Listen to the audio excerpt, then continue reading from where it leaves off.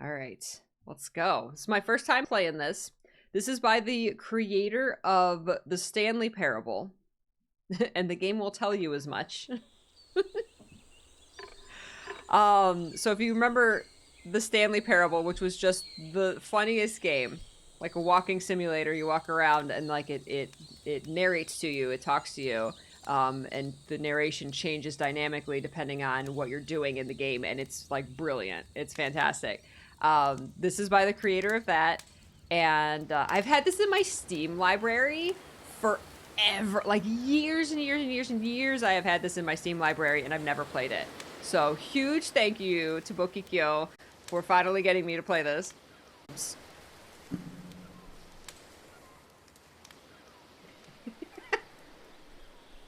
Okay, here we go. My audio is on. You guys hear it, right? Yes. All right, I got these controls. That's easy. All right, excellent. Hi there. Thank you very much for playing the Beginner's Guide. That's... My name is Davey Reedon. I wrote the really loud. I've adjusted the volume. It's going to tell you about a series of events that happened between 2008 and 2011. He wrote the Stanley Parable. We're going to look at the games made by a friend of mine named Coda. Now, these games mean a lot to me. I met Coda in early 2009 at a time when I was really struggling with some personal stuff, and his work pointed me in a very powerful direction. Love that I games found it can to do be that. a good reference point for the kinds of creative works that I wanted to make. So just to start you off, this is, I think, the first game he ever made. It's a level for Counter-Strike. You can walk around here, by the way. And mostly it's just Coda learning the basics of building a 3D environment. But what I like is that even though he starts from the simple aesthetic of a desert town, he then scatters these colorful abstract blobs and impossible floating crates around the level. And of course, it destroys the illusion that this actually is a desert town, and instead this level becomes a kind of calling card from its creator. It's like a reminder that this video game was constructed by a real person. And it kind of makes you wonder, what was going through his head as he was building this? This is what I like about all of Coda's games. I mean, not that they're all fascinating as games, but that they are all going to give us access to their creator. I want us to see past the games themselves. I want to get to know who this human being really is. And that's exactly what we're going to do here. Cool. So, it's 2008, Coda starts making these games, and he never releases any of them. He doesn't put them onto the internet, he just makes them and then immediately abandons them, and they sit on his computer forever. And I think he really understood this image of himself as a recluse. At one point, he jokingly renamed his computer's recycling bin to Important Games Folder. So, you know, this was just how he worked. He tended to crank them out one after the other without even really pausing to try to understand what he had just made, until suddenly one day, he just stopped. In 2011, that was it. He made his last game, and then he hasn't made another one since. And that's why I've taken this opportunity to gather all of his work together, is because I find his games powerful and interesting, and I'd like this collection to reach him, to maybe encourage him to start creating again. Aww. And if the people like you who play this also happen to find his work interesting, then I'm sure it'll just send that much stronger of a message of encouragement to Coda. Aww. So thanks for joining me on this. If you have a particular interpretation that I haven't mentioned here, or if you just need to get in touch, you can email me at daveywreden@gmail.com. Totally okay, that's about relatable, it right? For introduction, let's take a look at Coda's first proper game. As each game is loading, I'll show you the date that it was completed. This first one was made in November 2008.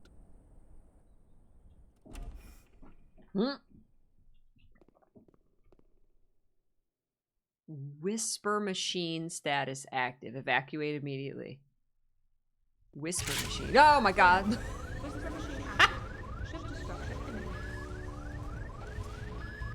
This game is called Escape from Whisper, and it's one of the more generic games you'll see from Coda. Escape from Whisper. Oh, I can't go that way.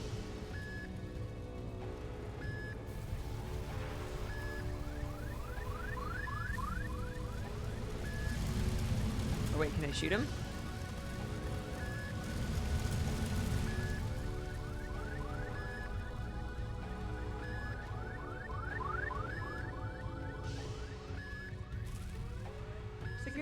breached. Hostile alien life forms inbound. Life forms inbound. It kinda looks like this game was abandoned mid-development. For instance, you have this gun, which you'd think would indicate that there are supposed to be monsters or enemies somewhere, but then clearly there are no enemies anywhere. You can't even reload the gun when you run out of bullets. But yeah, I'm ultimately, out. we don't really know. Maybe Coda thought that actually it was complete the way that it is. And I think that we should talk about his games for what they are, rather than for what they're not. Ooh. Enemy force neutralized. Begin ship evacuation. I love how you can see the bottom of the universe from this room. Ah, you can. That's funny. The bottom of the universe.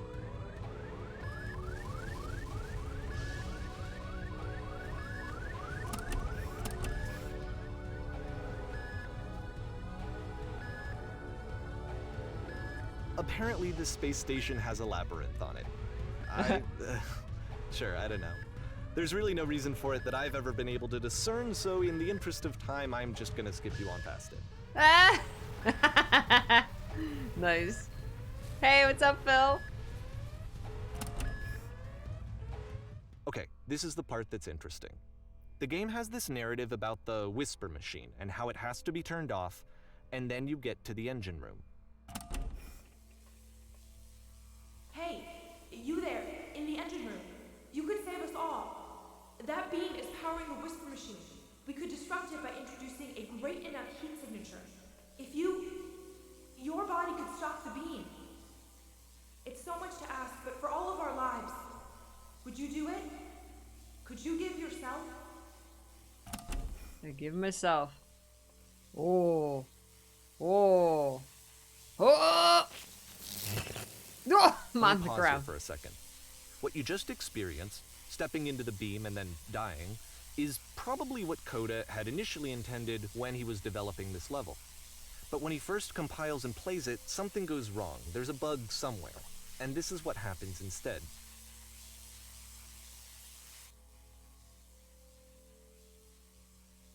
Oh, this is worth the bug. Oh, oh, oh. We go to space. Oh, look at the labyrinth. The beam causes you to start floating. And this is an important moment for him. Because yes, this is technically a glitch, but Coda identifies something human about it, like how small it makes you feel in the face of this larger chaotic system. Or this floating could be the afterlife, a peaceful place, juxtaposed against all of the hysteria that you've just had to traverse. I don't even know. I have no idea what he was thinking, but what's clear is that after making this, something lodges itself in his brain. He wants to do more of these really weird and experimental designs. So he stops work on this and moves on to a stream of tiny little games that go in all sorts of directions. Let's go ahead and take a look at the first game he made after leaving this one behind. I love that that's like a glitch. Space! The past was behind her. Yep. The past. In this game, you can only walk backwards. Oh, I meant to walk backwards. That's so funny. I didn't even try to walk forward. Okay. Ooh. You can only walk backwards. Ooh, what? The music. So it's a short and relatively minimalist experiment combining motion and narrative. It is less advanced than the previous game, but actually it seems to be more focused, more complete. Coda's trying to give it a unique voice rather than simply basing it on a pre-existing trope.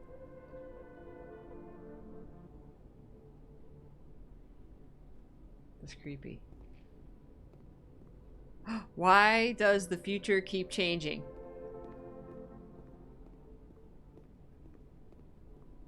When she stops and looks, it becomes clearer. Whoa, how unique! Even the music is backwards. But if the future is always behind her, how will she find the strength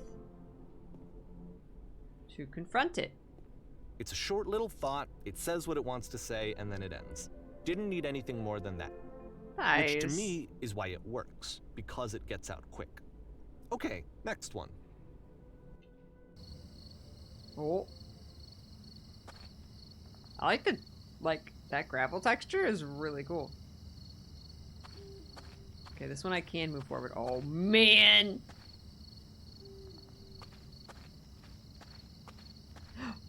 You are now entering...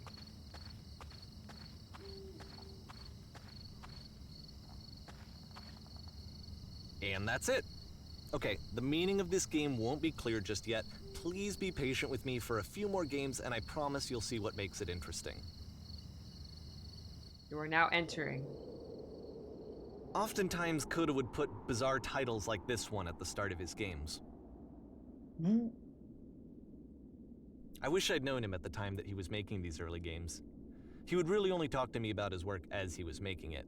Once he stopped work on a game, that was it. It was dead to him. Wow. And I don't agree with that at all, but what are you gonna do? That was his creative process. Nothing wrong with that. I love this giant staircase. That is so cool. I'm taking the middle road, the road to dawn. That's right.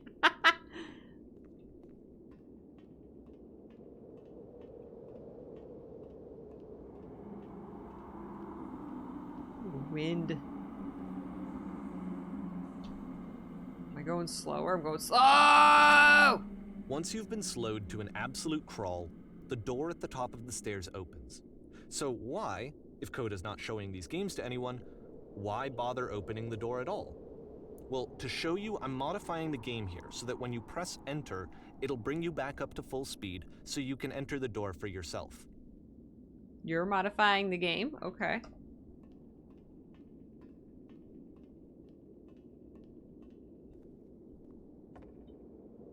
And there's a room.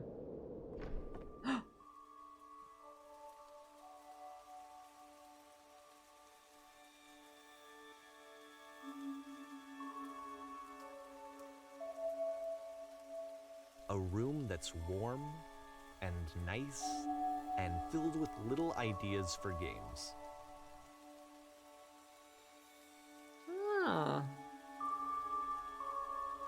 Coda would often tell me that he didn't mind if people thought of him as cold or distant. He said that he knew that he was actually a vibrant and compassionate person, but that it takes time to really see that. It can be a very slow climb to get there.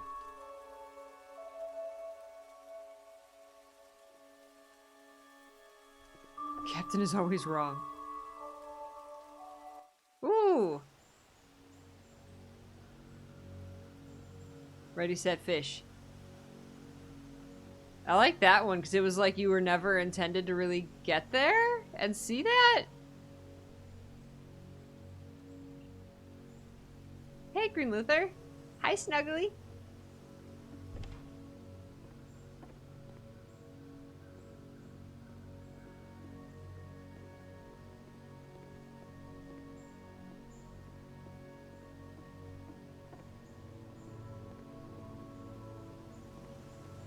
Like Well, a this is dungeon new door. for Coda. It's an actual puzzle. Go ahead and see if you can solve it. Okay. Did that solve it? Something to interact with. Look at this, like, smoke. It's the darkness. Can I close the door? What if...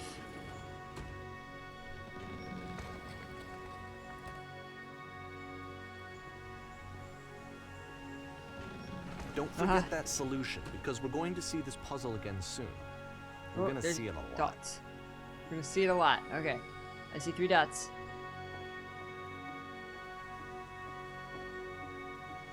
I like the lighting he uses and everything.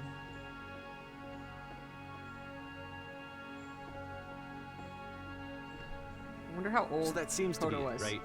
when he You made walk these. down a corridor, you solve a puzzle, you get to the end. Simple enough. Alright, now I'm going to modify the game again so that when you press enter, it'll remove all of the walls from this room. Okay. Whoa.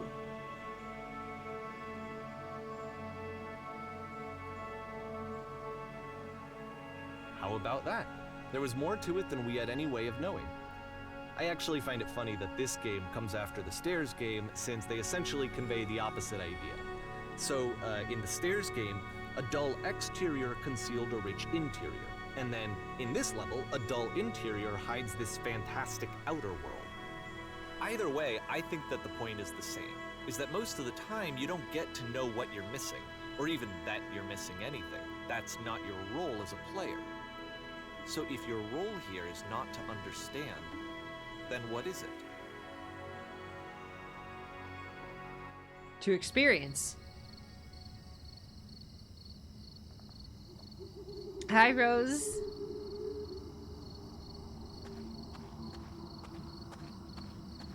You are now exiting. Aha.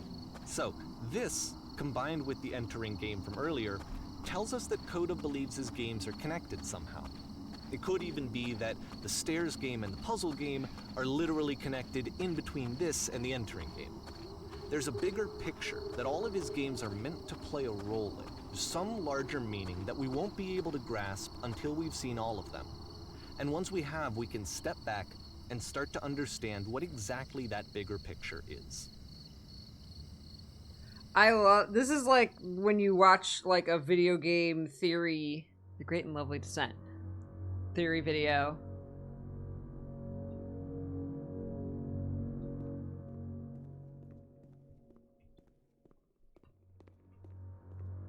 Let's talk about video game development for a second. Every video game runs on what's called an engine, which determines what the game can and cannot do. So in other words, the engine is a set of tools for game development. To make all of these games, Coda is using an engine called Source. Like all engines, Source has certain things that it does well, and it has certain things that it does poorly. One of the things that it does very well is boxy linear corridors. That's why so many of Coda's games are set in these large, flat, empty rooms, is just because he's working with what the engine does well. The tools available to the creator shape what kinds of creative work they're going to end up making. You might consider paying attention to the architecture in Coda's games, to notice how they seem to stem from an engine that's very good at producing linear, boxy corridors. Whoa. This reminds me of like watching a video about the Majora's Mask or the Ocarina. Was it Ocarina of Time? The Ben drowned thing. I'm so reminded of that for some reason.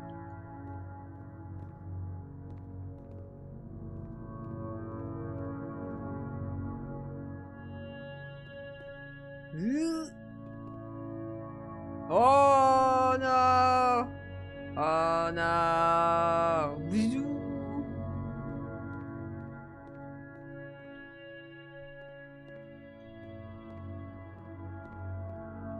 I can't walk to that. Oh, it's like there's like a wall.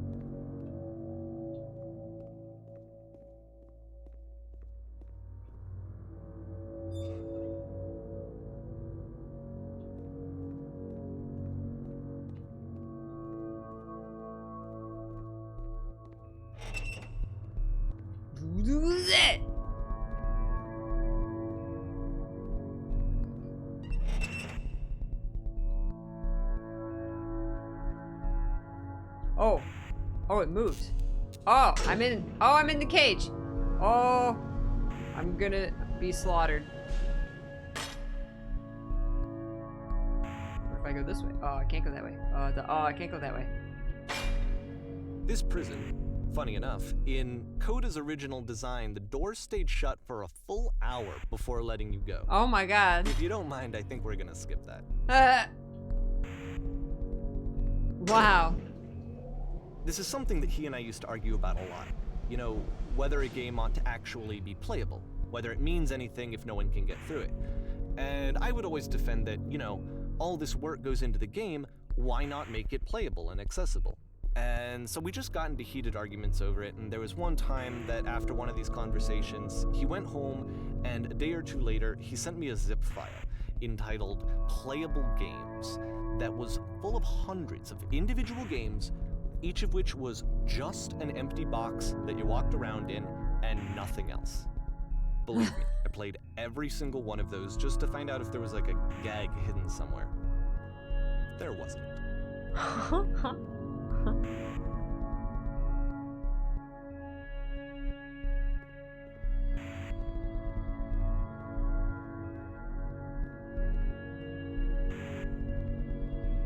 Is that like scratch we're constantly hearing?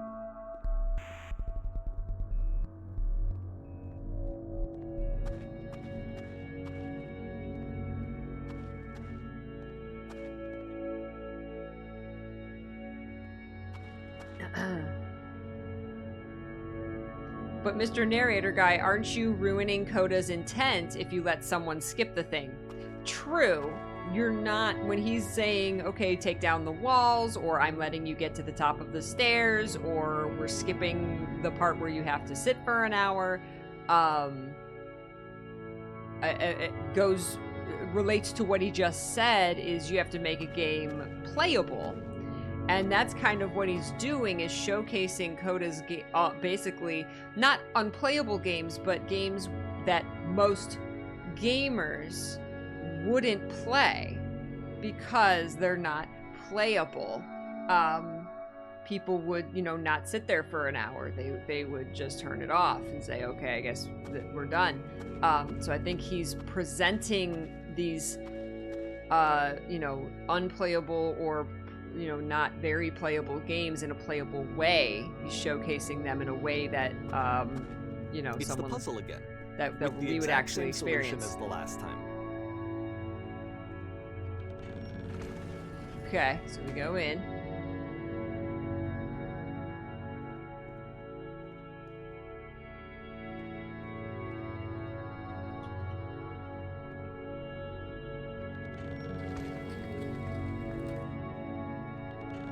There's still no clear indication of what makes this puzzle so special that Coda is going to return to it over and over. But I promise I'll share with you my interpretation very shortly. I like this music.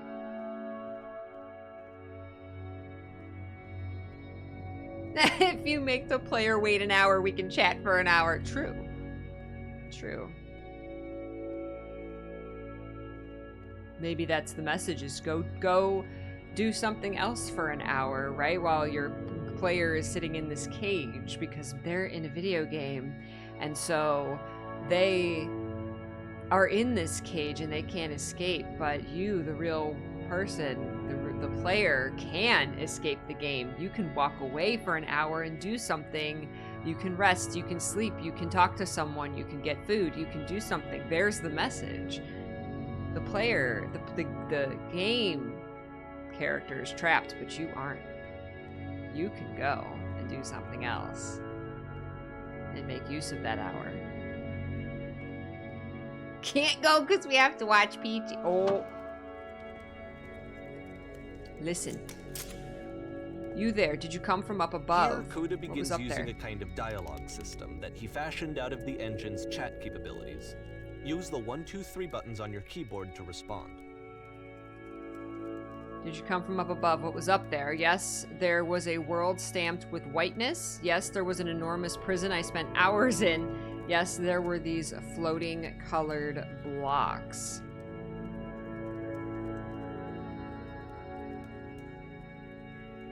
All of them? But I think if you actually played the game and sat there for an hour, that's what you would want to talk about. That's the world above. You've been there. Now this is important. Did you have to get through a puzzle with 2 doors and switches? Yes, I did. That was literally the last thing I did before coming here. No, I don't remember having to go through any puzzle. I'd prefer not to tell you. After all, we've only just met. I'm gonna say, yes, I did.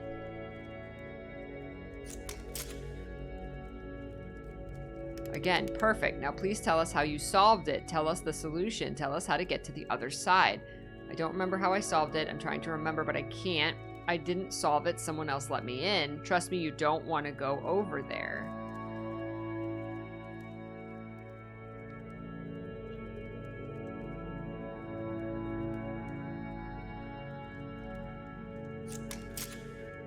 Oh no, but we do. We need to get there. Do you understand? It's the most important thing in the world. We have to escape this prison. There must be an ending. I promise you there's nothing I want more. Wow. Hi, Eternal.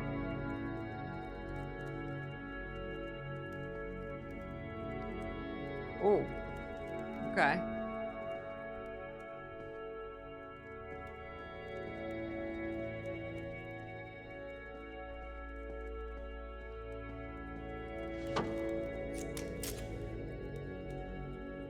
How did you get here? Was there a puzzle you had to pass through? Do you want to... Yes, do you want to know how to solve it?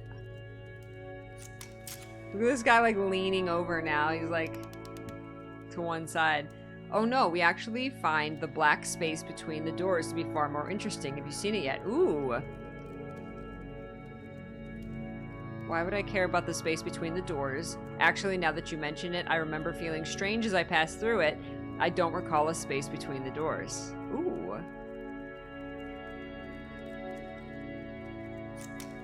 Don't think too hard about it. You'll see it again soon. This music is so creepy.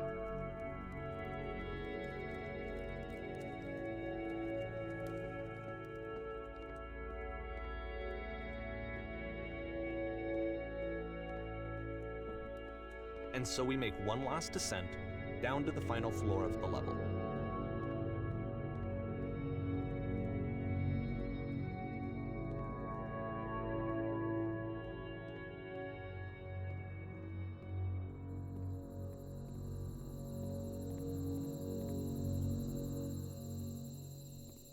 It's a lamppost. Okay, I can't tell you quite why, but for some reason Coda fixates on this lamppost. It's going to appear at the end of every single one of his games from here on out. I'll tell you what I think.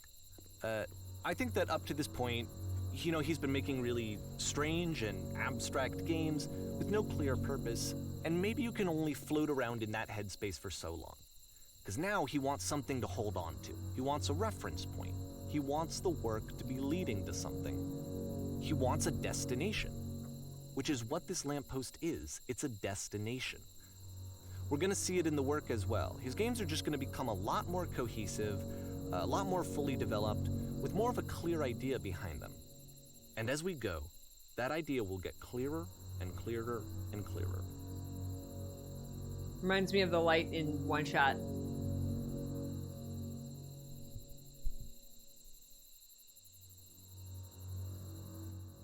April 2009.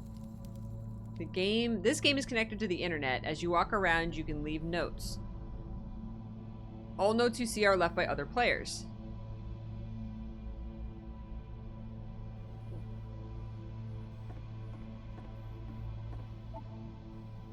Nice room, not... But it is a nice room. So first off, I'm sure you can deduce How do you beat this game? This game is not connected to the internet. All of the notes that you're going to see have been written by Coda. This was actually the first game of his that I ever played. This was shortly after I met him at a weekend game jam in Sacramento, where I grew up. I saw him working on this very level, and it was just so different from anything that anyone else was doing. So right away I was like, I have to be friends with this person. No point to this. In retrospect, I think I was probably a bit too pushy, trying to get his attention. I was over-enthusiastic. But he was very gracious about it and very patient with me. And I cooled off eventually. Can you guys hear me? Hello? Reasonable. Oh, feel free to skip over any of these notes if they're not doing anything for you. Nothing extra is going to happen if you read all of them. Either way, to me they convey a sense of loneliness. I see this person who's filled with thoughts and feelings and beliefs and has no way to express them except as scattered and unheard voices in a game that wasn't meant to be played. Cool cavern, bro. I just saw a flying ironic, penguin. Isn't it? That in playing this game and seeing how alone Coda often felt, that we get to know him better and actually kind of connect with him. And I have to be honest with you, this idea is really seductive to me. That I could just play someone's game and see the voices in their head and get to know them better and have to do less of the messy in-person socializing. I could just get to know you through your work. I think this is why I always liked Dakota's games so much, is because it felt like they let me have that connection. I felt as though he was inviting me personally into his world. And then I feel less lonely too. Yes. I love it.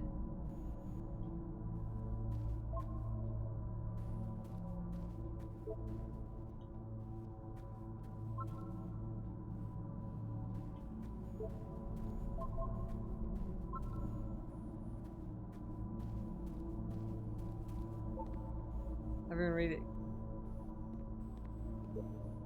Hey. This place makes me sad. Aww. How do I get over there?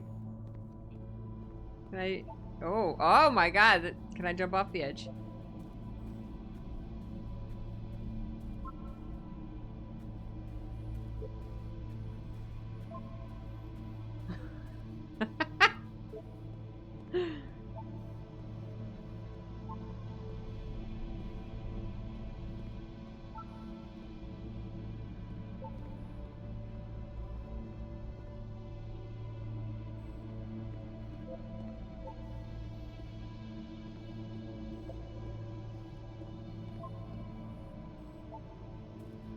Music is so creepy.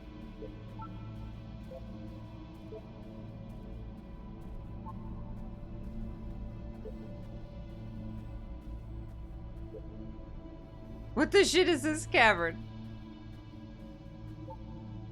Boring. I can assure you, guarantee that there's an acorn somewhere here in this place and the sailors are looking for it.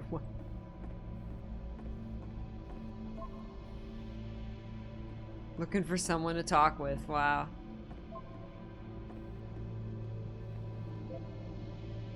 What's butt?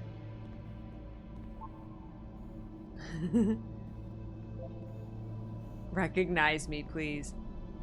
This is reminding me of posting like messages on the internet where you're like talking to people, but are you? Or are you just dropping messages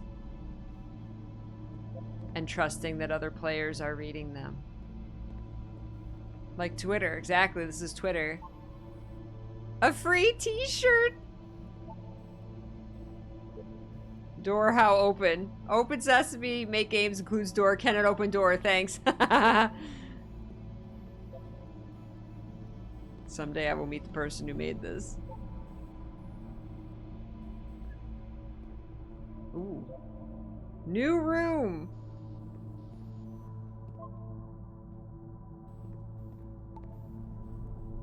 I would like very much to be desired.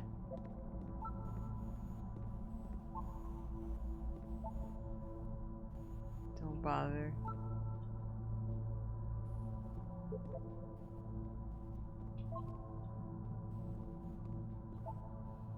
I'm compelled. Receding further will only result in misery. Let's jump together! Yes! Take my hand, let's jump together. Look at that. That's so cool. This splash of color in this otherwise very drab place. Cabbage shapes our nation.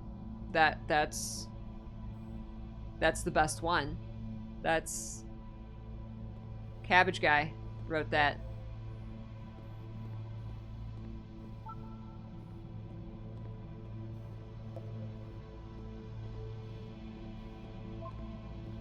Is this a note? Don't listen to the other notes. I'm not safe. This one's like in the ground. Today I learned you cannot fall off. Ethical. Ooh, look at that. That's so cool. I love it. Painting. What does it mean? Whoever made this has issues. Art. Hey guys, how's it going? Just hanging. Help, I'm trying to speak. I think it's about how things look messy from up close and perfect from far away. I think it looks the same far away and up close. It looks perfect both ways. It just looks like dots.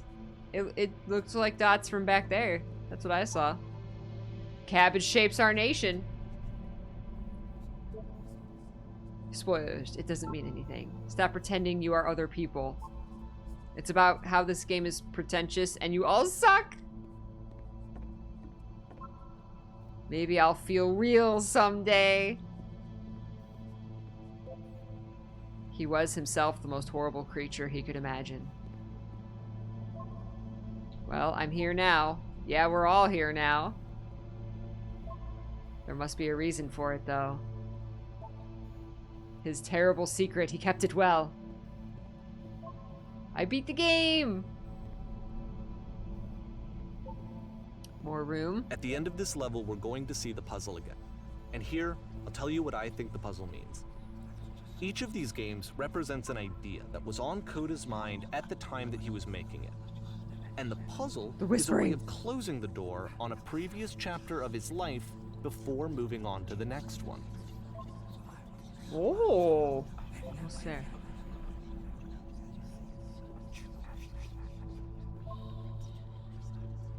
The whispering.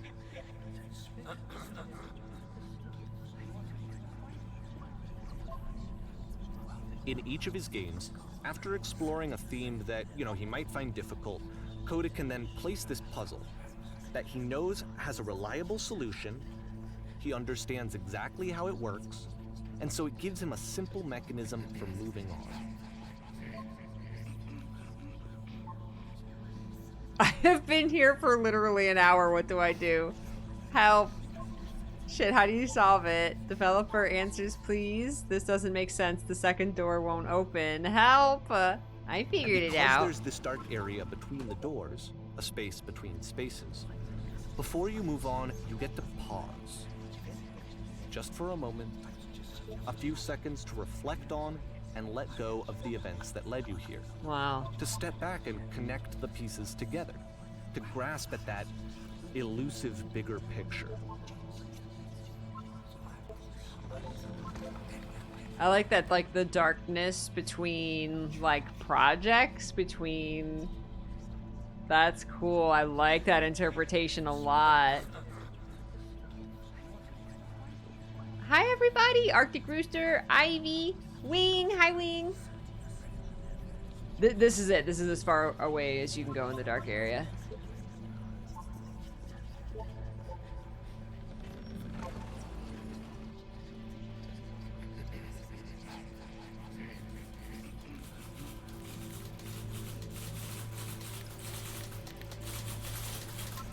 How do you leave notes?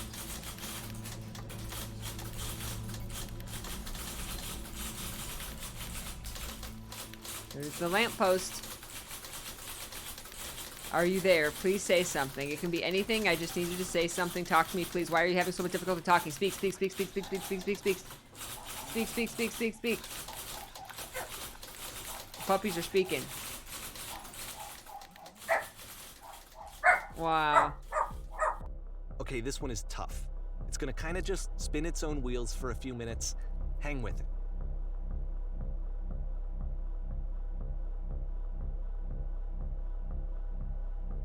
Did it become mascots? Did it say porn stars die too? Hold on.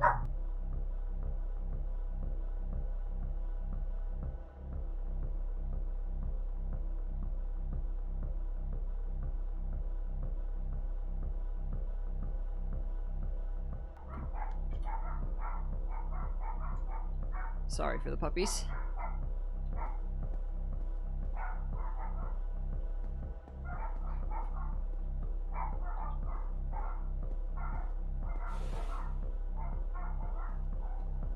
Whoa.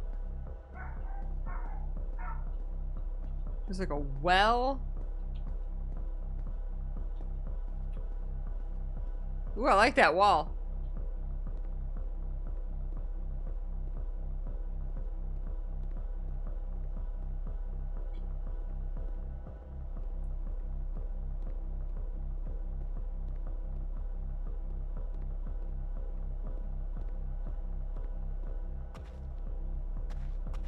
See, like, this is it. The whole game. And there's nothing that's particularly interesting about it. You just walk to the end of a hallway. Oh, and now I'm Except, stuck. for some reason, Coda gets really fixated on this prison that has all of this modern furniture. And I don't know why, but he decides he needs to revisit this prison. He's gonna start over, use the same assets, turn it into something else. Okay, cool. Here's version 2.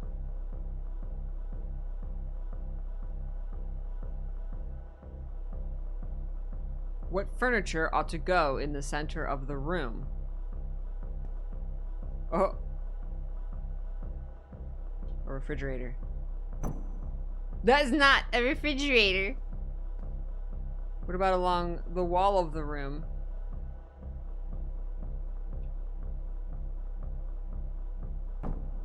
That's not what I said. I think we should light up this room.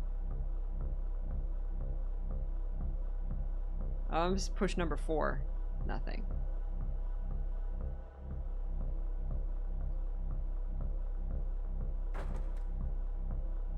I'm not getting what I want.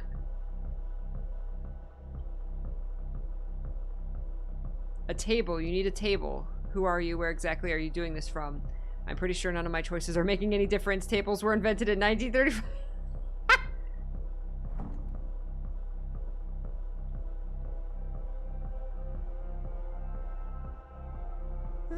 There's a bit more to this one, but still, it's not really communicating anything. It's kind of just weird for weirdness' sake.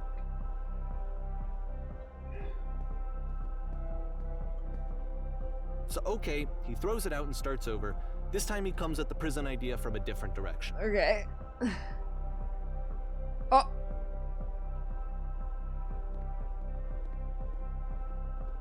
This guide will enable you to escape any prison environment. Follow the instructions carefully. Take care that you remember each step. First, click on this table.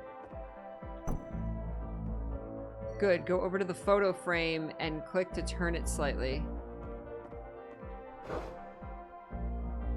Now turn the floor lamp in this room off and then turn it back on. Okay, table, painting, lamp. Now go to the left side sofa, move it over a little. Touch the shelves. That's it. In a real prison, the escape will now open. Return to the start to be taken back to your prison.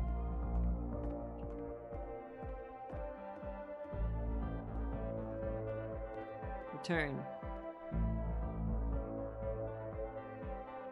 Yeah, the dot, those 3 dots, are in almost every And of course, place. now the table is gone and you can't begin the chain of events to escape. Here's a version where there are no bars, but you can't actually get to the well.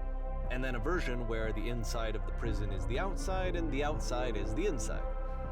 Let me just blink you real quick through a few more of these. I mean, he really unloaded on this prison idea. There's nearly a dozen of them. Personally, I think it's awful to watch this. To see a person basically unraveling through their work. And for what? Like, at what point do you just go, maybe there are game ideas other than this prison that I could be working on? But Coda doesn't have that voice telling you to stop. That particular mechanism of defense against yourself. Without it, you just spiral. And so he keeps going and going and going and going and going. And then he hits on something. And he likes it. And that's it. He's done. He stops making prisons. This is the very last version of the prison game that he created. And the reason I think it works is that the prison is not actually in it. Okay.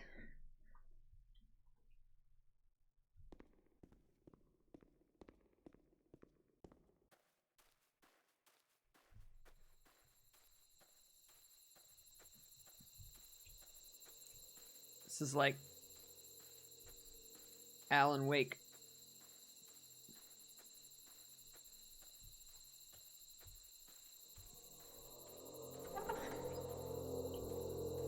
Lamppost.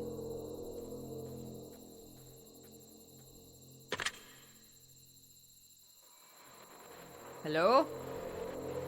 Who is this? Hey, it's me. I'm you from after you escaped the prison. You're me. I'm me, he says. So you were trapped in this prison too? The furniture It's maze. a conversation. And so this is what Coda wants, is to be able to talk to someone, to share what's on his mind, and to get some good advice from someone who knows. But the irony is that even in this scenario, you're still talking to yourself. You know, all of these games so far are Coda talking to himself.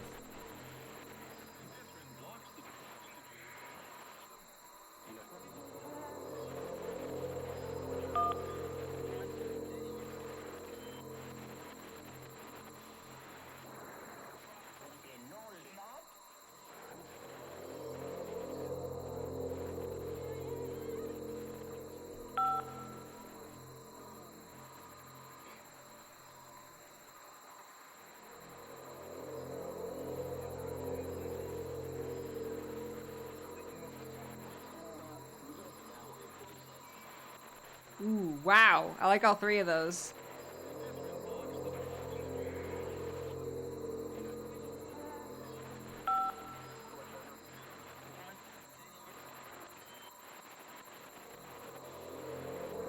Another version of you when you were trapped.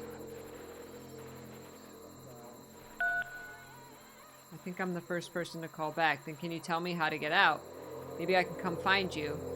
What do I have to do? Talk with me for a bit. You need to tell me how you feel right now. To get out, all you have to do is be sincere. What? That will free me? How does that work? Just talk to me. Okay, I can talk. Let's just talk for a bit. Will you be here? I will be here for as long as you need.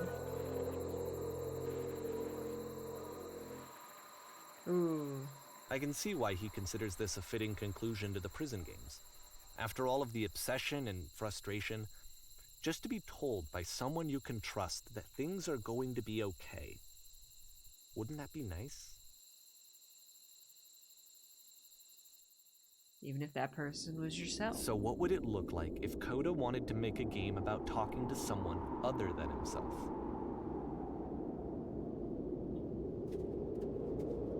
Ooh, the wind. The snow. To me, this environment is meant to represent Coda's puzzle, with the two doors on either side and a dark transitional space between.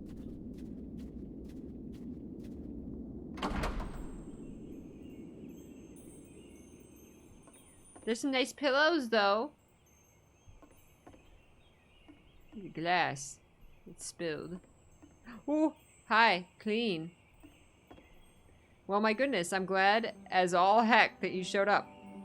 Thought I might be having to clean this entire house all by myself, and right miserable that would have been. Everyone knows lonesome hands make lousy homes. You'll notice that the quality of the art is a step up from previous games, including this new and improved chat system, which he started using from this point on. From here on out, he begins putting much more effort into the visual polish of his work, and this particular game took 2 months to create as a result. The music is very Life is Strange.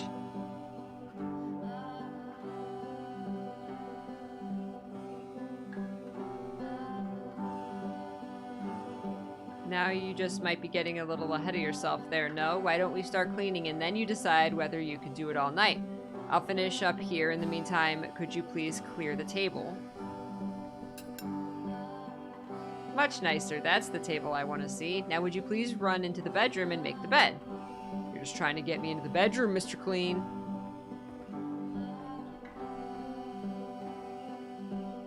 Make the bed.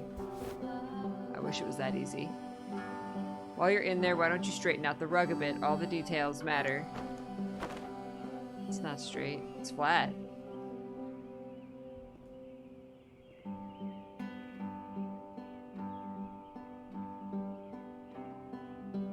A friend dragged me along at a time when I was particularly desperate for cash. Turns out I've never felt so good doing something for money in my whole life. Never did like cleaning my own home. I might have gotten some demons I ain't ready to face yet. Speaking of demons, someone's put this couch in all a mess. Would you come out and straighten these pillows? Oh dear, looks like someone spilled a drink over by the couch.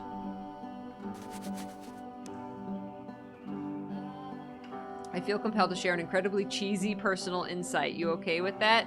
Make it especially cheesy.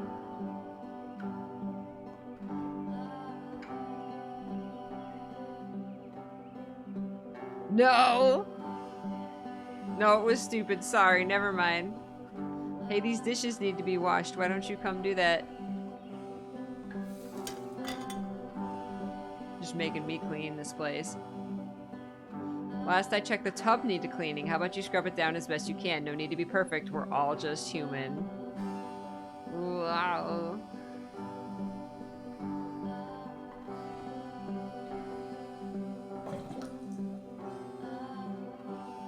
Are there still books scattered on the floor of the bedroom? If so, would you put them back on the shelf? Perfect. Now then, how about you come clear these dishes off the table? After the intense set of prison games, this house cleaning level almost feels like cleansing. It's the moment after a particularly difficult or traumatic experience where you just need to let it sit and digest inside of you, and eventually cohere into something meaningful.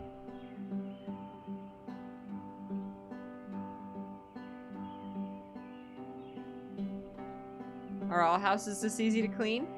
Darling, let me tell you something. In your lifetime, you are going to clean a lot of houses, and among all those, a few of them will stick out as truly wonderful, beautiful experiences, and none of them will be the ones that were easy. Just something to think about while you smooth out the rug to the bedroom. I know that Coda really liked this game. Of all of his work, actually, this was the only one that he called me up to ask me to come over and look at it. This was during a period of a few months where he was, like, grossly happy all the time. Just walked around with a constant smile on his face. Looks like the tub has gotten dirty. Would you mind tidying up a bit? Yeah, because it's one of those games where it just guides you through. Like, go do this. It's like a checklist. It's satisfying for some reason. Earlier when I said I had a really cheesy thought, I was going to say that it occurs to me that one's house is a lot like one's soul. You take care of it and it takes care of you. I don't know why I felt so weird about saying that. No, there's a bit of truth to it, no?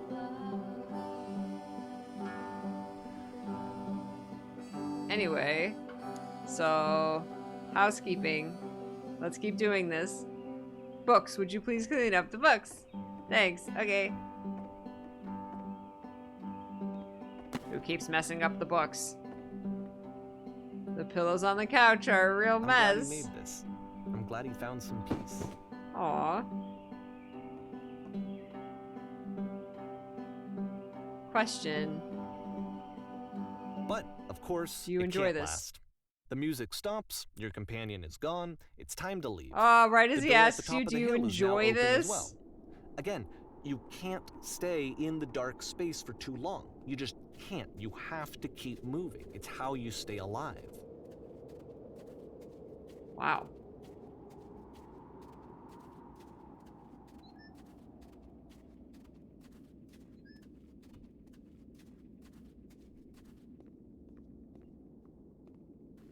Lamppost. Which is the whole point of the puzzle doors, right? That sooner or later you have to pick up and move. I really thought that was the point of it.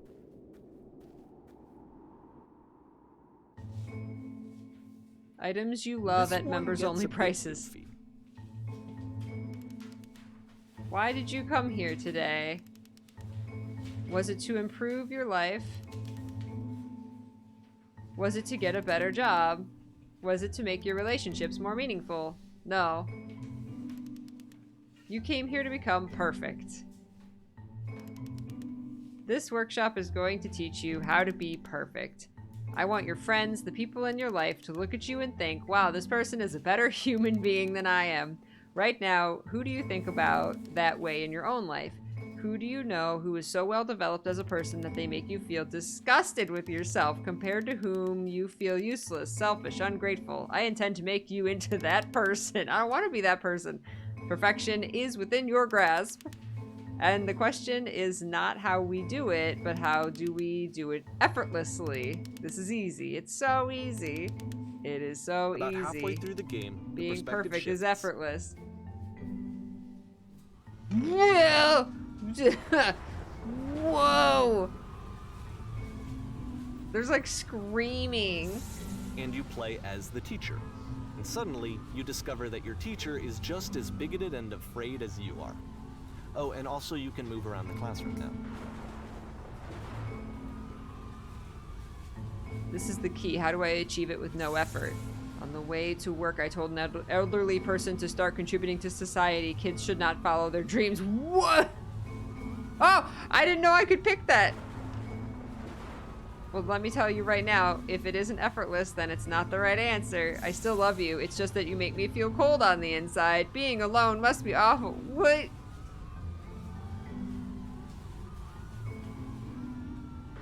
If this isn't effortless, then it's not the right answer. Wow. Wow.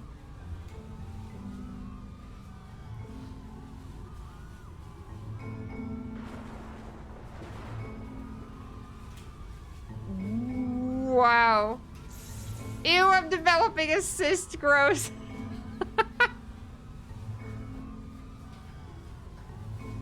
Haha, just kidding. Anyone want to do some ecstasy after this?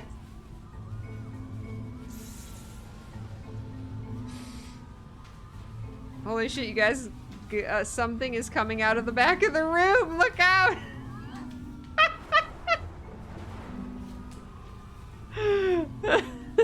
Everyone run, run! I felt pretty hard for this one. I feel like it's one of the most relatable experiences that you can have. To Oh my god. assume There's that the some other lamppost person I is just perfect realized is up and here. totally fulfilled in every way, and completely miss all of the little flaws that make them painfully. Yeah, perfection, perfection, perfection. I Oh, I think didn't about this even game a lot these days. select it.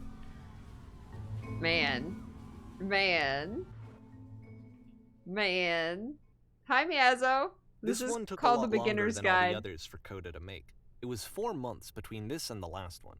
That's twice as long as it took him to make any other game before this, and it's not like it's particularly complex, so I remember I found that a little strange at the time. Well, he took a break.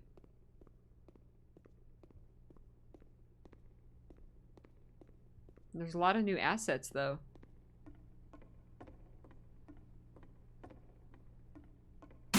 Oh my god, Jesus. Alright, the performance is beginning. Places, please. In this scene, you will be playing as me. We are at a gathering of professionals. First, you'll start out leaning against this wall. Oh, okay. Good, stay right there. In this scene, the woman across the room in this chair is a professional photographer of animals. It's your dream to photograph animals professionally. This is your one chance to learn something from her, to gain something, to succeed. Go on, say something to her. Hello? Hello? That's it? That's not a conversation. You need to actually converse with her. Be a human being. Do it again. I'm super scared right now. No, no, no. That's not what I said to her at all. You're completely missing the tone of the conversation. I was reserved, but I knew what I wanted. But I was confident. Maybe it's that you need a better feeling of the setting. There were a lot of people around us. I'll give you some props to work with. These cones that bounce when you touch them will represent the people nearby.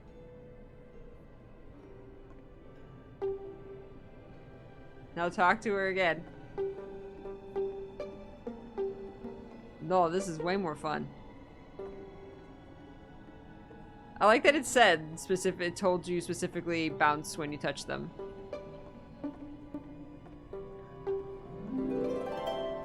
Rand, thank you so much for using your Prime sub. I appreciate it.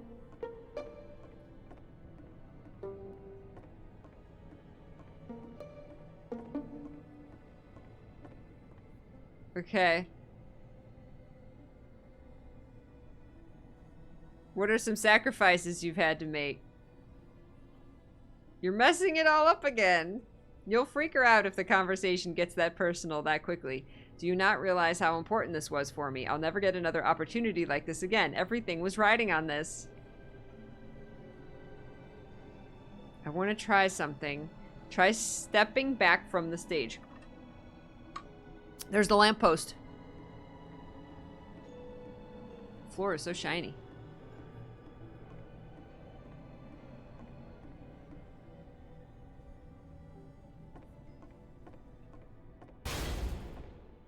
Oh!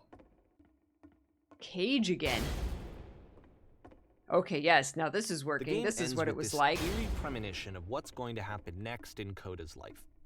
The solution to social anxiety, to fears of having to perform and having to chase success, the answer for Coda is to withdraw, to hide himself away. Wow. Which is what leads to scenarios like the stairs that slowed you down several games ago, where it just becomes harder and harder to access Coda's inner landscape because he keeps retreating. He just keeps backing away from possible connections to anyone other than himself. Wow. And to be honest, I didn't consider it very healthy when I first played this game. You know, it looked to me like he was trying to justify the idea of just disconnecting yourself from the world. And that wasn't what I wanted for him or for his games. Because I feel like a lot of his games are inviting me to connect with this person, to bring him closer.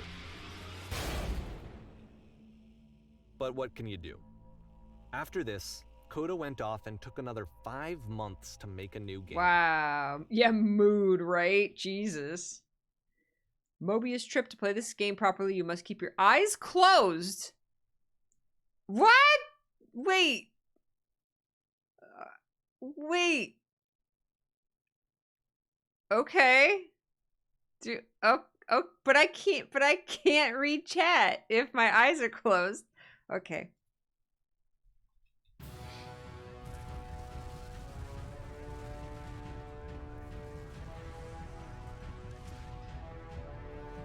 Okay.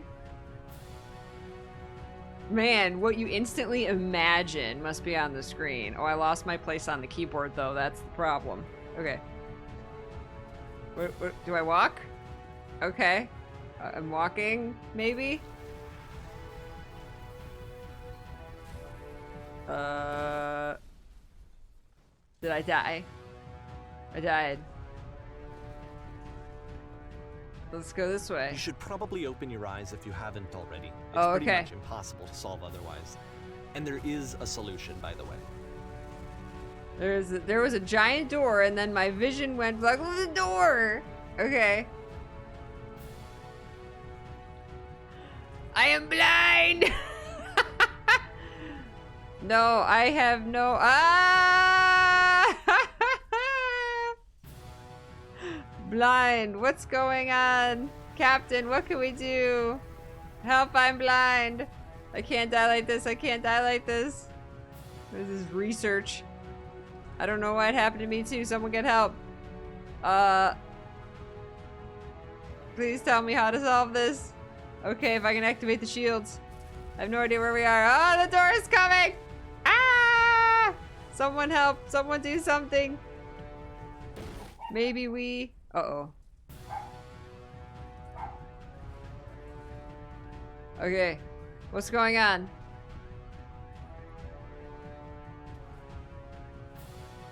What's going on? Please tell me how to solve this. Puppies, bark at the door. Wait, there's a little, like... is this an elevator? Ahaha. Ah! Alright, we're gonna make a beeline for the elevator.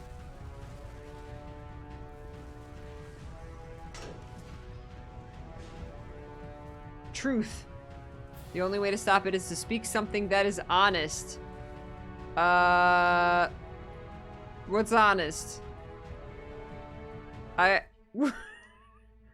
Yes, that's it. That's the truth. Wow. Can't keep making these. Wow. Wow. Like I said, I was getting concerned. First off, he's never been this explicit in his work about exactly what he's thinking. So Where's that coming from? But then even weirder, his work has potentially stopped being an outlet for him. Not like he's having trouble iterating on ideas, but he literally just can't think of new ideas anymore. And in person, he was being a lot more distant than usual. Like, you know how sometimes a person will just deflect anything that you say in order to keep themselves disconnected all the time? It was that kind of thing. Here was the point in my relationship with Coda where I really started to wonder if he needed my help in some way. Wow. I'm going to be okay. Wow. Wow. Mood. His games are going to get more desperate from here on out. Bark the After this doorway. game, it's almost 6 months before he finishes something new. Wow. Hello? What's missed?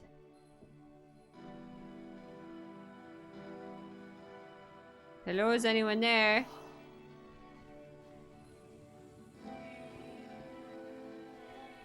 Is that a person? How lovely. It's been a long time since I talked to anyone.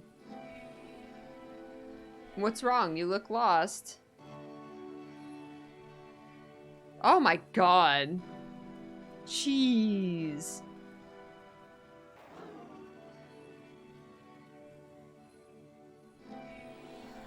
When I try to create, I feel empty.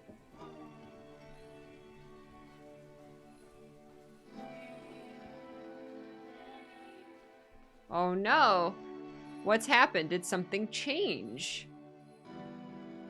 There was a machine that kept me going and it stopped. I'm trying to find this engine that used to protect me to start it again.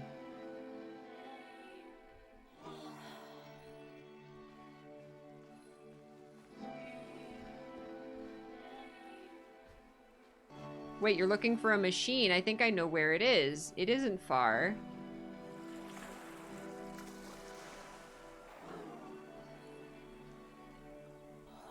I need to see it to know why it stopped. If the I can last take you game to it, but there's a featured problem. Coda It's talking guarded by a explicitly puzzle. about his creative frustrations, this one turns it up to 11. Now, put yourself in my shoes playing this. Here's a friend whose work is exhibiting signs of struggle, frustration, anxiety, depression, even. And yet, still, he keeps making games. He keeps throwing himself into the grinder even when he clearly doesn't have the energy for it anymore. Why? What is it for?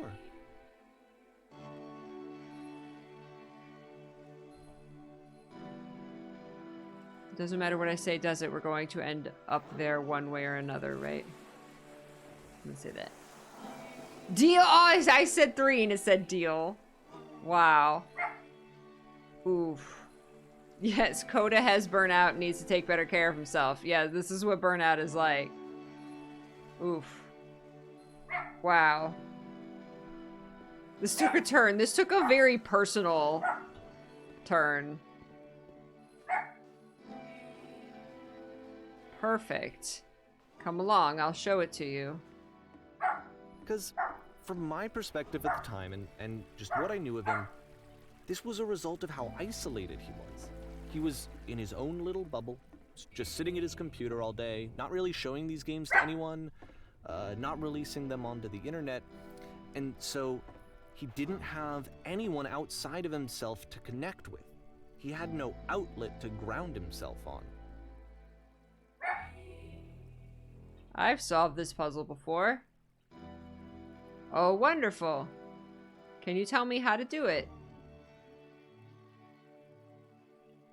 First, you have to open the door. It's white. Okay, now what? Now you press the switch on the inside. I don't see any switch here. In that case, close the first door.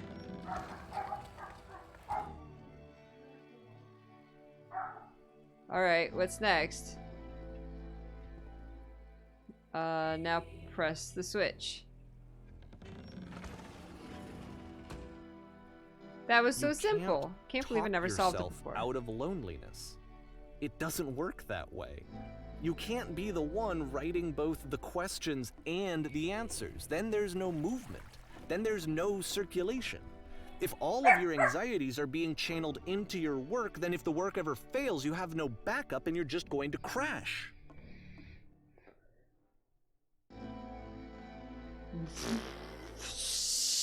Jeez.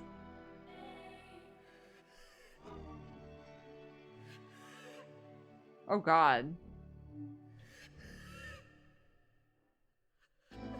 There's no machine here.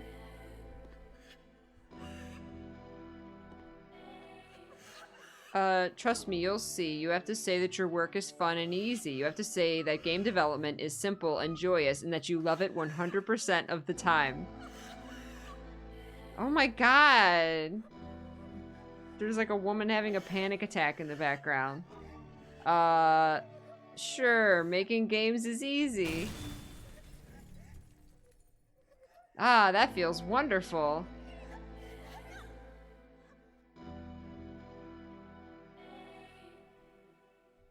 But it wasn't true. Don't worry about it. Just keep talking. Keep saying that creation is easy. It is easy and it never... It's easy and it never stops being easy. Yes, there was these floating colored blocks. Hey, at the time. Cat's about to go to kitty jail. Oh my God. We had someone stopped over. And they keep hearing them talk and barking.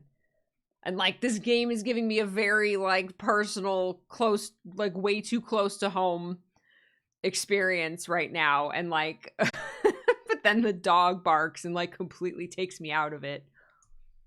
All right, let's give it a try.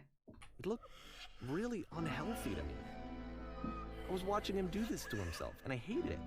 I hated seeing him so trapped.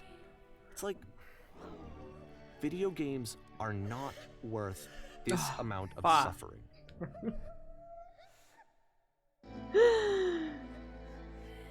Every time I make something, I feel better about myself. Just never stop creating and you'll never feel bad. It's such a simple solution.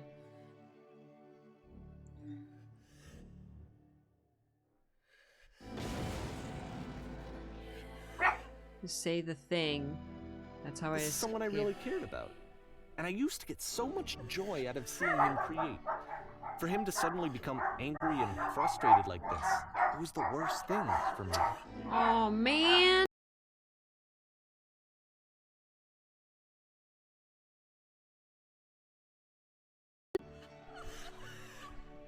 Wow. Yeah, and to watch someone else go through that when like you know their potential.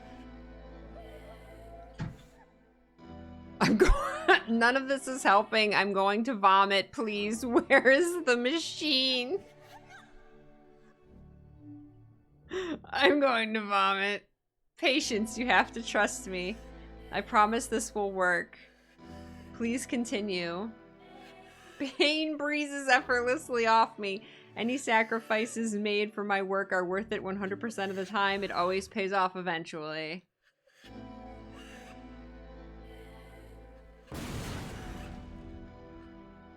I achieved no effort, but it wasn't true. Please someone talk to me. This is what I felt at the time. I don't know how else to explain it.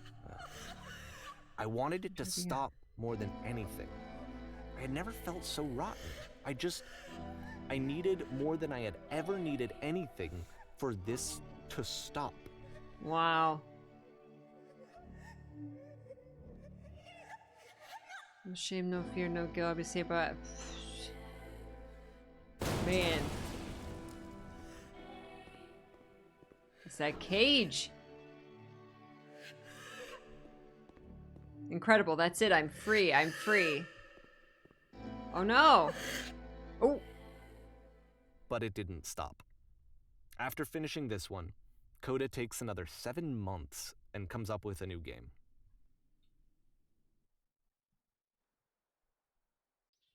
That one. Oh, the machine. Wow, that one hurt. That one was rude. Ma'am, glad to see you arrived safely. We've captured the machine. It's waiting for you now. You can begin the interrogation whenever you like. The interrogation? I intend to be quiet. Very good. Just be warned that someone called the press, so we might have a bit of attention on this one. Also, one more thing that you should know about the machine. It calls itself Coda. No! Oh, no. No, Biscuit! You're fired. You're grounded.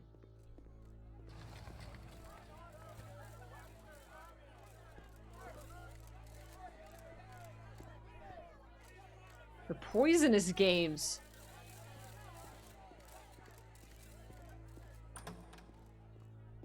The machine.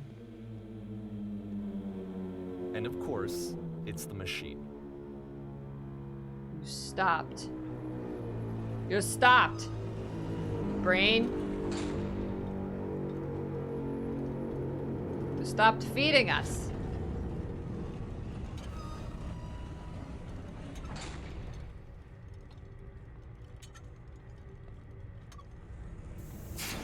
How could we go back to trusting you to do this job? Oh, that you allowed them to suffer.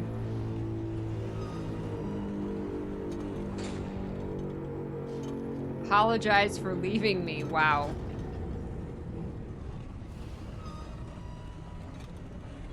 No, nothing. Think carefully. I know how to hurt you.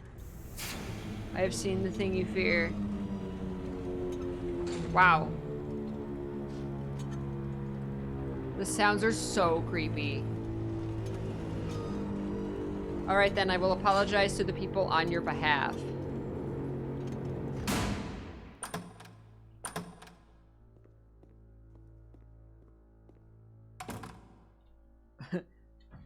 Wow.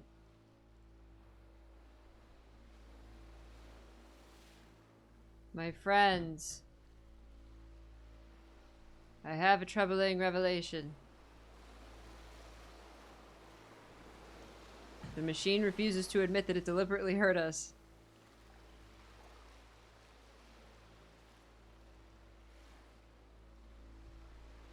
This is not important. We are stronger than it thinks we are. Let us show it that we are not failures. We will destroy... Oh, I actually meant to pick the other one. We will destroy everything that the machine has created.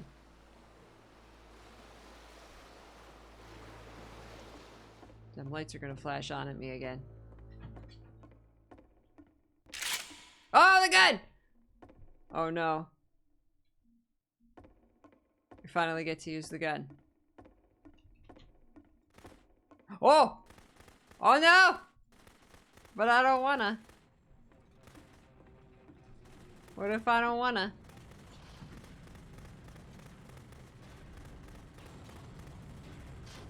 I don't want to destroy everything that's been created. Ah. So now the work is becoming self-destructive.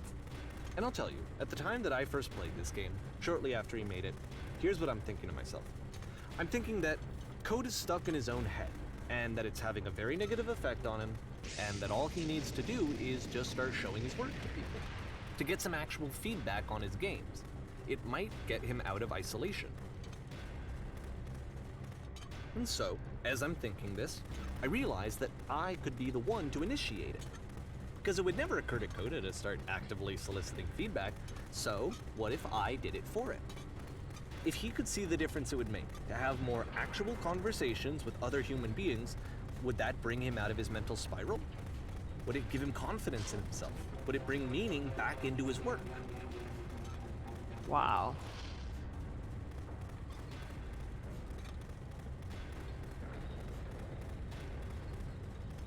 Whoa, I fell.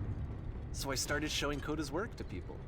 I took this one, and the islands which you just played, the theater, the notes, the house cleaning game, and some of the prison escape games. I brought them to people that I knew and trusted. I asked their opinions. And the great part is that they really loved his games.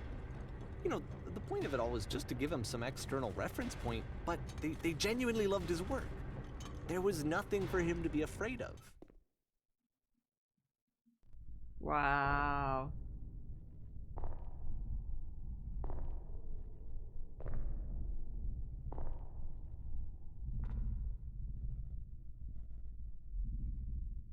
Oh, it's those 3 dots. That looks like the 3 dots. It said put down your weapon. Remember at the very beginning how he said games give us access to the creator? Oh yeah. How many, it's like how many artists have ever been like, F it, I'm gonna just delete it all. That pains me so hard. Oh, that pains me. When people just go, like, people have their reasons, but like, when someone goes back and like deletes things that they've created, like, like abandoning it is one thing, like moving on or what, changing it or but to just like remove it entirely, wow. Can you see why I felt like this was the right thing to do? Because it's the thing that I always feel like I need, to be told that my work is good, that I am good. When someone really connects with a thing that I've made, when they see themselves purely in my work, there's nothing that feels better. And I got to give that very same feeling to my friend. I did something, I really felt like I'd done something good, like I was a good person. I felt like there was a friend who was in trouble and was unhappy and maybe didn't like themselves, and I could fix it. If I could give him this gift, maybe I could fix the problem. When they told me how much they enjoyed his games, it was the best feeling. It was the absolute best feeling. It made me feel so happy. So beautifully, beautifully happy.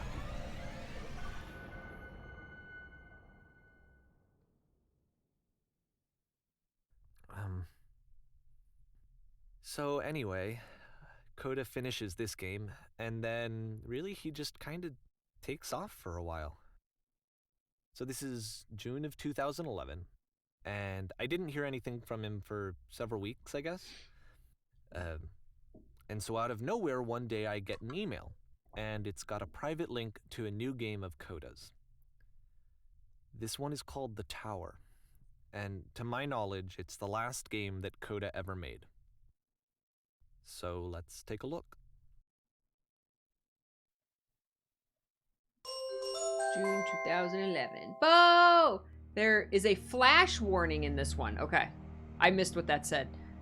Okay, flash warning. Everybody. Thank you, Bo.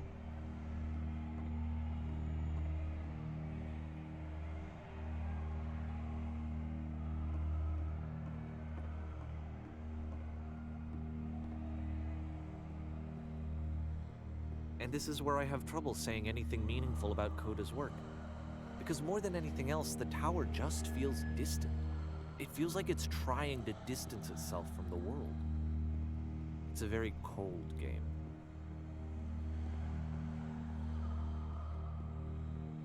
And the addition of sound, like, just does so much. It was Emerald Knight, Ren.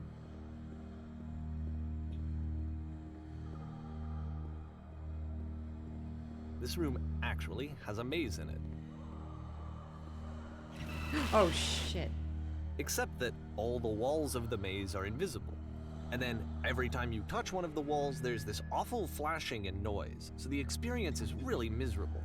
The game goes beyond not being meant to be played, it actually seems to despise the player for trying to play it at all. Yeah. But I do want to show you the rest of the levels, so when you're ready to continue, press enter and I'll put a bridge over the maze. Wow. I gotta let Biscuit in, hold on. Biscuit, you were just like, worst.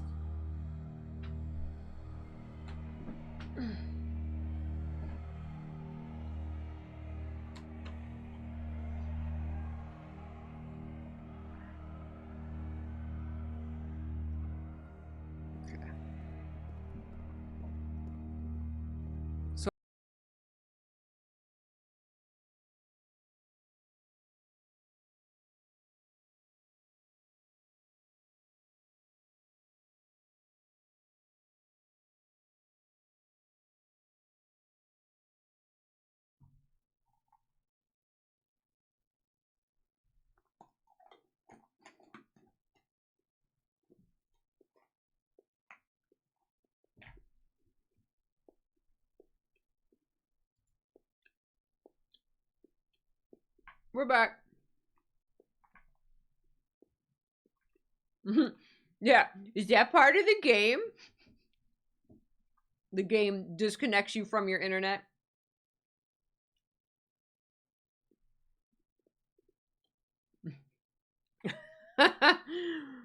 They added disconnecting your Twitch stream. No, it was my whole internet. Because I lost connection to chat as well. Unless it was like the entirety of Twitch went down. Wait, let me check. Let's see if the bot is like my bot still connected? Bot seems to still be connected. It was still part of the game. It's just suffering. Like I said, before it went down, with this bridge, he created a bridge, to get across it. And it's like, so there actually is a solution to this maze, but it's like miserable to get through it. But you can get through it.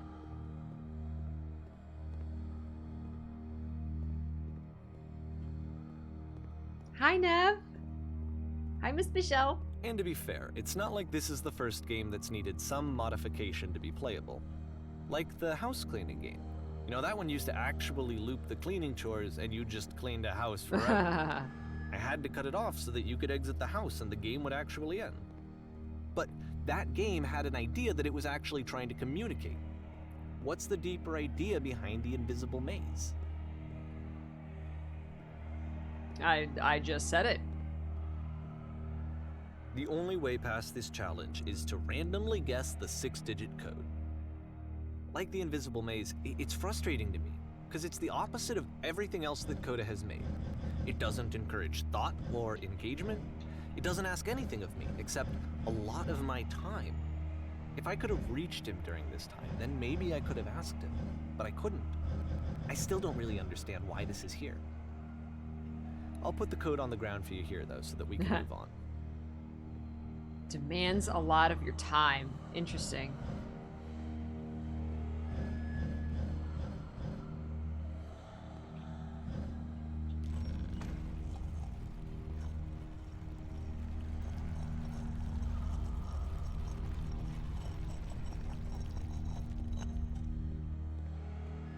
Man, the parallels you can draw from all of this, like, as a creator, is insane.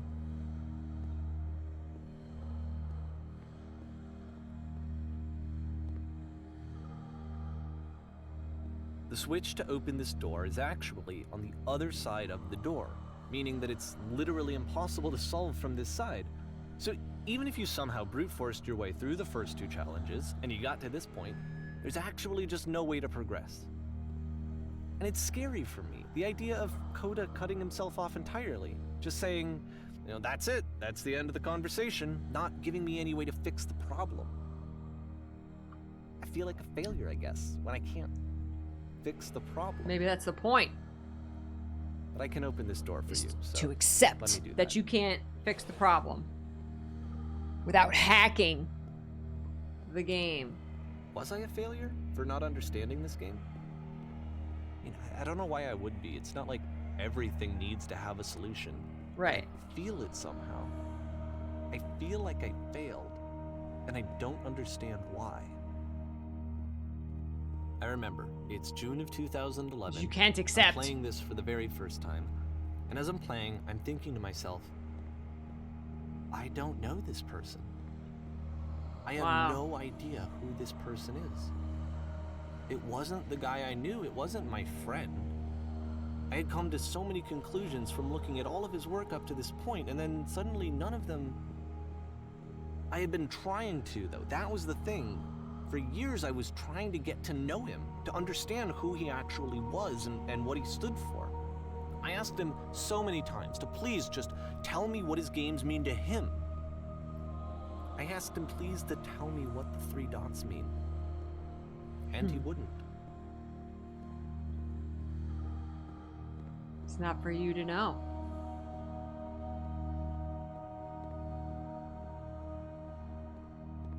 I I just felt so strongly that if I could have connected with him, that if I could have somehow made his work my own, that I would finally be once and for all happy. It was that I needed to see myself in someone else. I needed to be someone other than me. But he stopped and left, and it felt somehow like I had failed.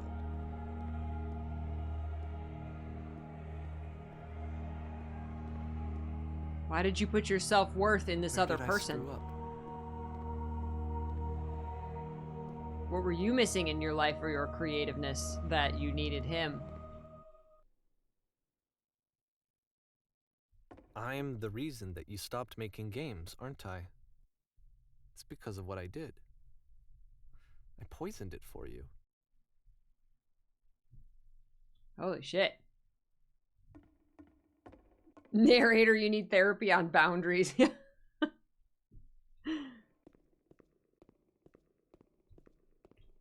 don't think I ever told you this, but when I took your work and I was showing it to people, it actually felt... it felt as though I were responsible for something important and valuable. Depends whether you think I am making these games for you.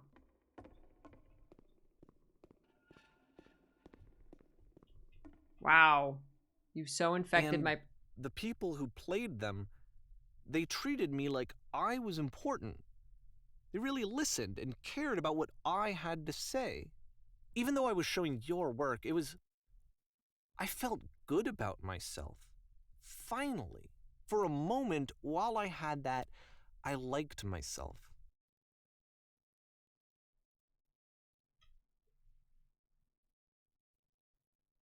Man.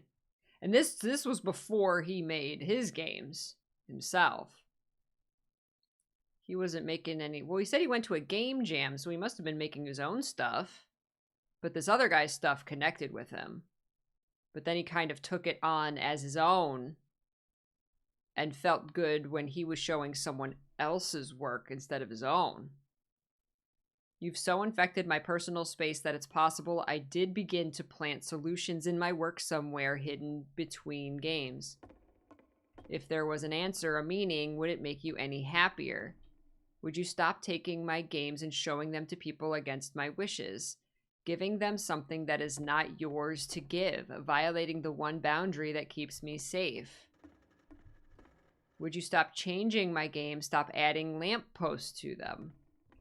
Ooh, he added the lampposts? Or adding the lamppost to like an ending to ones that there wasn't supposed to be a solution. And then you stopped. Simply and let I didn't them have be what anything they left are. to show people. I just had to be with myself. Wow. And as soon as that happened, there was no feeling at all. Nothing. Less than nothing. What does that mean? That is on you, bro. When I'm around you, I feel physically ill. You desperately need something and I cannot give it to you. I literally do not have it. Struggling to come up with new ideas is not making me depressed. Low points are just a part of the process. The fact that you think I am frustrated or broken says more about you than about me. Wow. Narrator was the villain all along.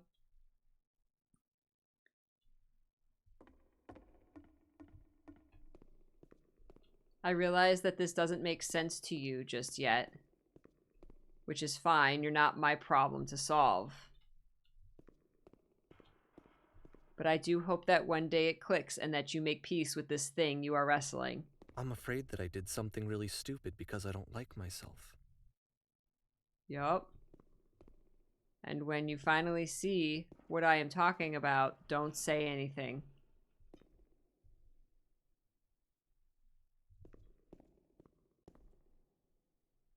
That's a bigger dark room. There's no switch! That's why I'm releasing this collection of your work. Is because I haven't been able to find any other way to reach you. I've tried everything. And so a part of me has hope that if I put this compilation out into the world, and if I put my name on it, that maybe enough people will play it so that it'll find its way to you, so that I can tell you that I'm sorry. I know I screwed up. If I apologize to you truly and deeply, will you start making games again? Maybe he Please. has, and you don't I need know, to feel because they're okay not with for myself you. again. And I always felt okay as long as I had your work to see myself in. I mean, is something wrong with me? Narrator has learned 'Cause nothing. I know that I did an awful thing, and I'm doing it again right now. Like, I'm showing people your work, but I can't stop myself from doing it. That's how badly I need to feel something again, like I'm an addict. There has to be something wrong with me. Can I apologize? What if I tell you I was wrong? Will that work? Will that fix it? I don't know. I don't think it will, but there's nothing else that I can do. Just tell me what you want. I'm sorry. I'm sorry. Please, start making games again. Please help me. Please give me some of whatever it is that makes you complete. I want whatever that the walls are wholeness is closing that you in. just summoned out of nothing and you put into your work. You were complete in some way that I never was. And I want to know I want to know how to be a good person. I want to know how not to hate myself. Please. I'm fading, and all I want is to know that I'm going to be okay.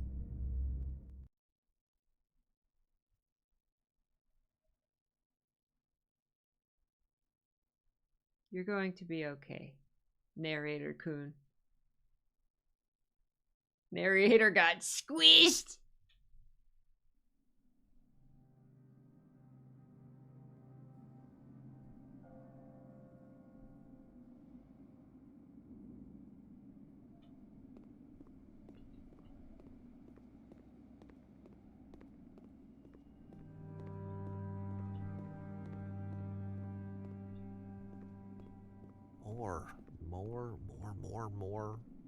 More love, more praise, more people telling me that I'm good. Always more. It's like a disease.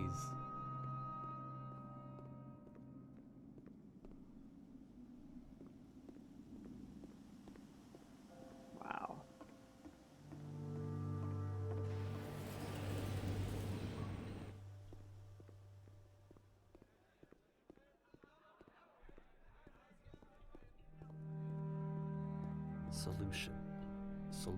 Solution.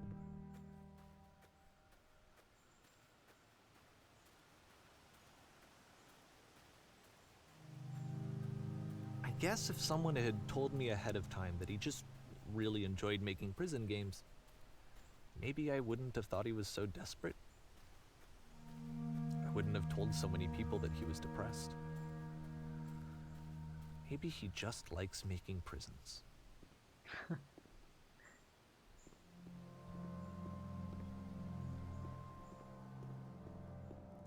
Sometimes it's as simple as that.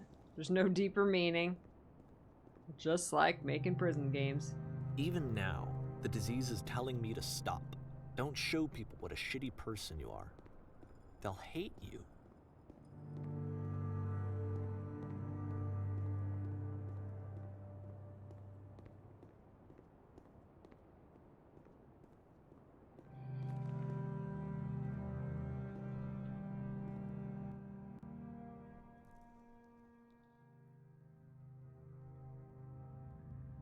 Ooh, this is cool.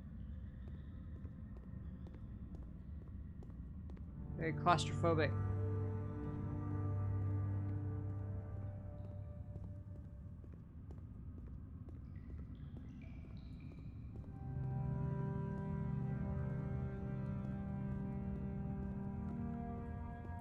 If I knew that my life depended on finding something to be driven by other than validation, what would that even be? It's strange, but the thought of not being driven by external validation is unthinkable. Like, I actually cannot conceive of what that would be like.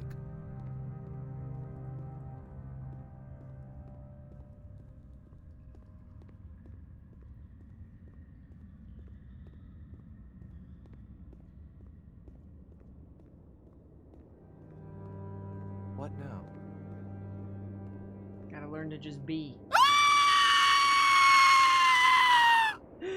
No! Arctic Rooster! The adrenaline! It's because I'm wearing your shirt today.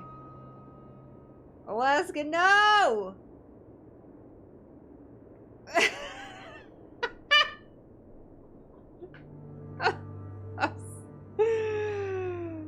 I would say I'm sorry, everyone, but that was entirely the rooster. Thank you. I think I need to go. Yeah, you need to go. I'm sorry, because I know that I said that I would be here and I would walk you through this, but I'm starting to feel like I have a lot of work to do. On I yourself? have a lot that I need to make up for, and so I'm just gonna... If you feel, if you... Okay. Don't make it up to him. Leave him alone, Dakota.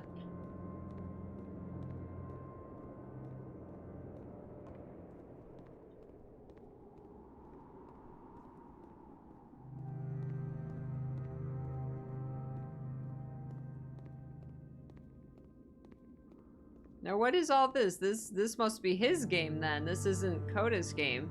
Because he said that tower one was the last one he made. Is this the same game still?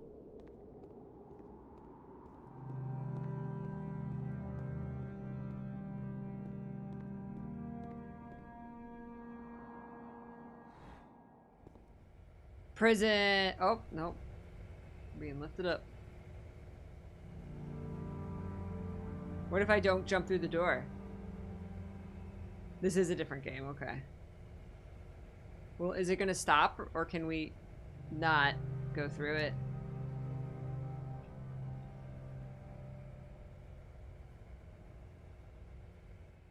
It is gonna stop.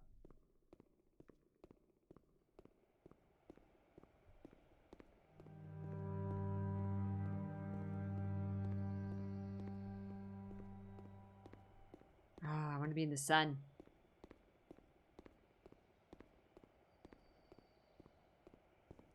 Yeah, you have to wait an hour for it to go back down, right? That would have been very, very apt.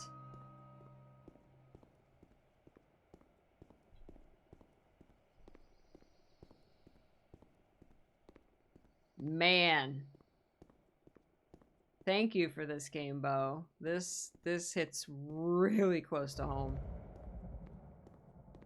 Oh! It's the laser!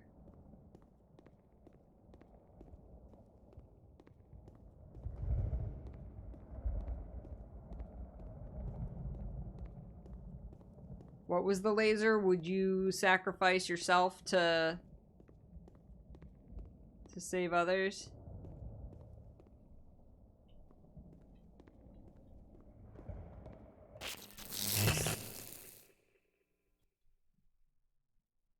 Oh, here we going up. We going up.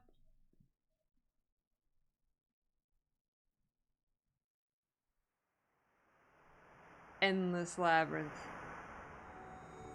This is your brain on creativity.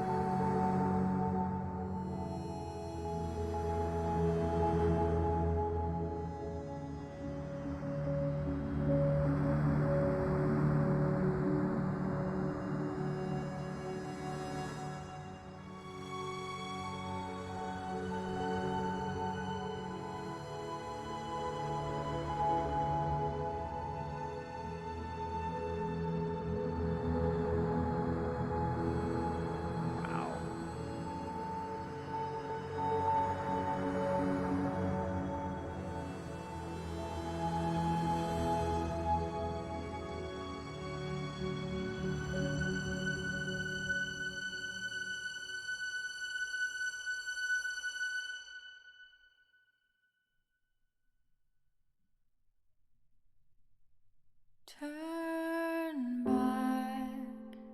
Song Turn for our back from this cave. very Life is Strange music. You said, let me This project would not have been prove that possible I'm without the following brave. individuals. Let me keep going.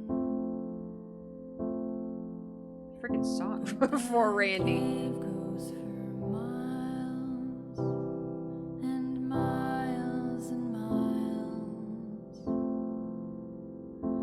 And you're so tired, but I know that you're strong.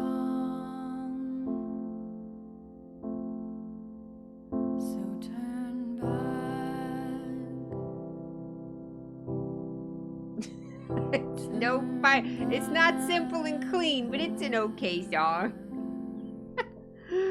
Wow, Bo, thank you so much for getting me to finally play that. That was absolutely incredible and deep, and man, what an look into the mind of someone of a creative and someone who's burnt out, the reasons they can burn out, the reasons they create, and ultimately it was so interesting that it was about this creator from the perspective of someone who loved their work, and that they were the like reason that the person stopped creating. Like, that's wow, so powerful. And just like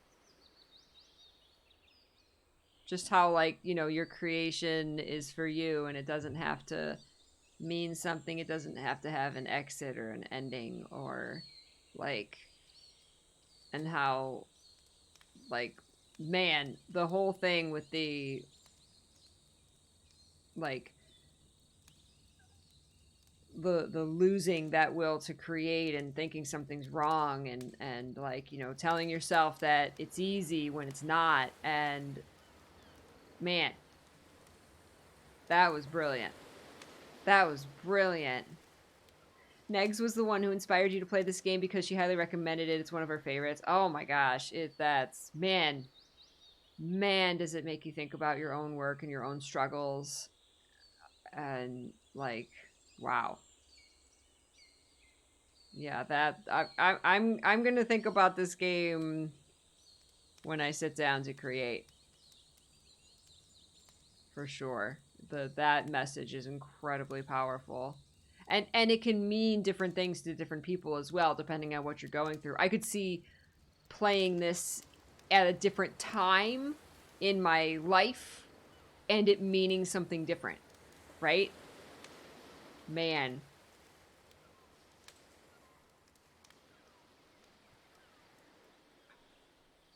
We're human and we're so simple, but at the same time so complex. We make mistakes. Some learn from them, some don't. Some grow for the better, some don't. Yeah.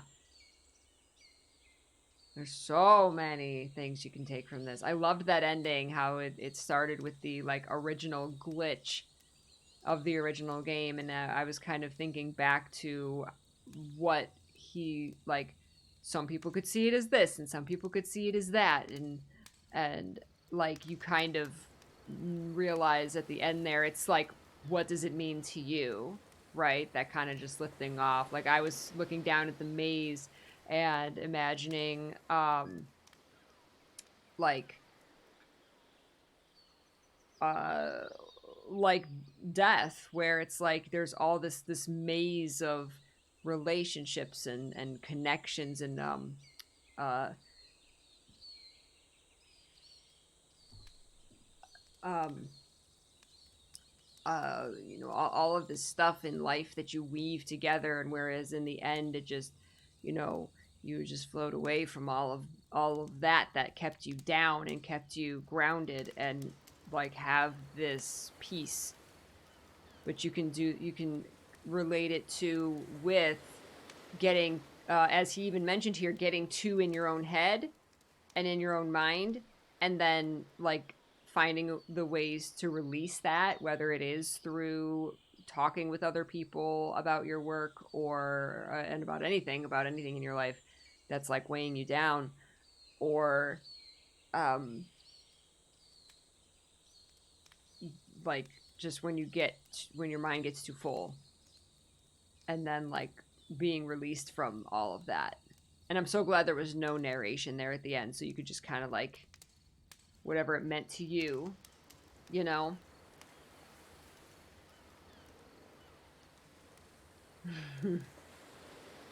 That was amazing. That was amazing. Thank you.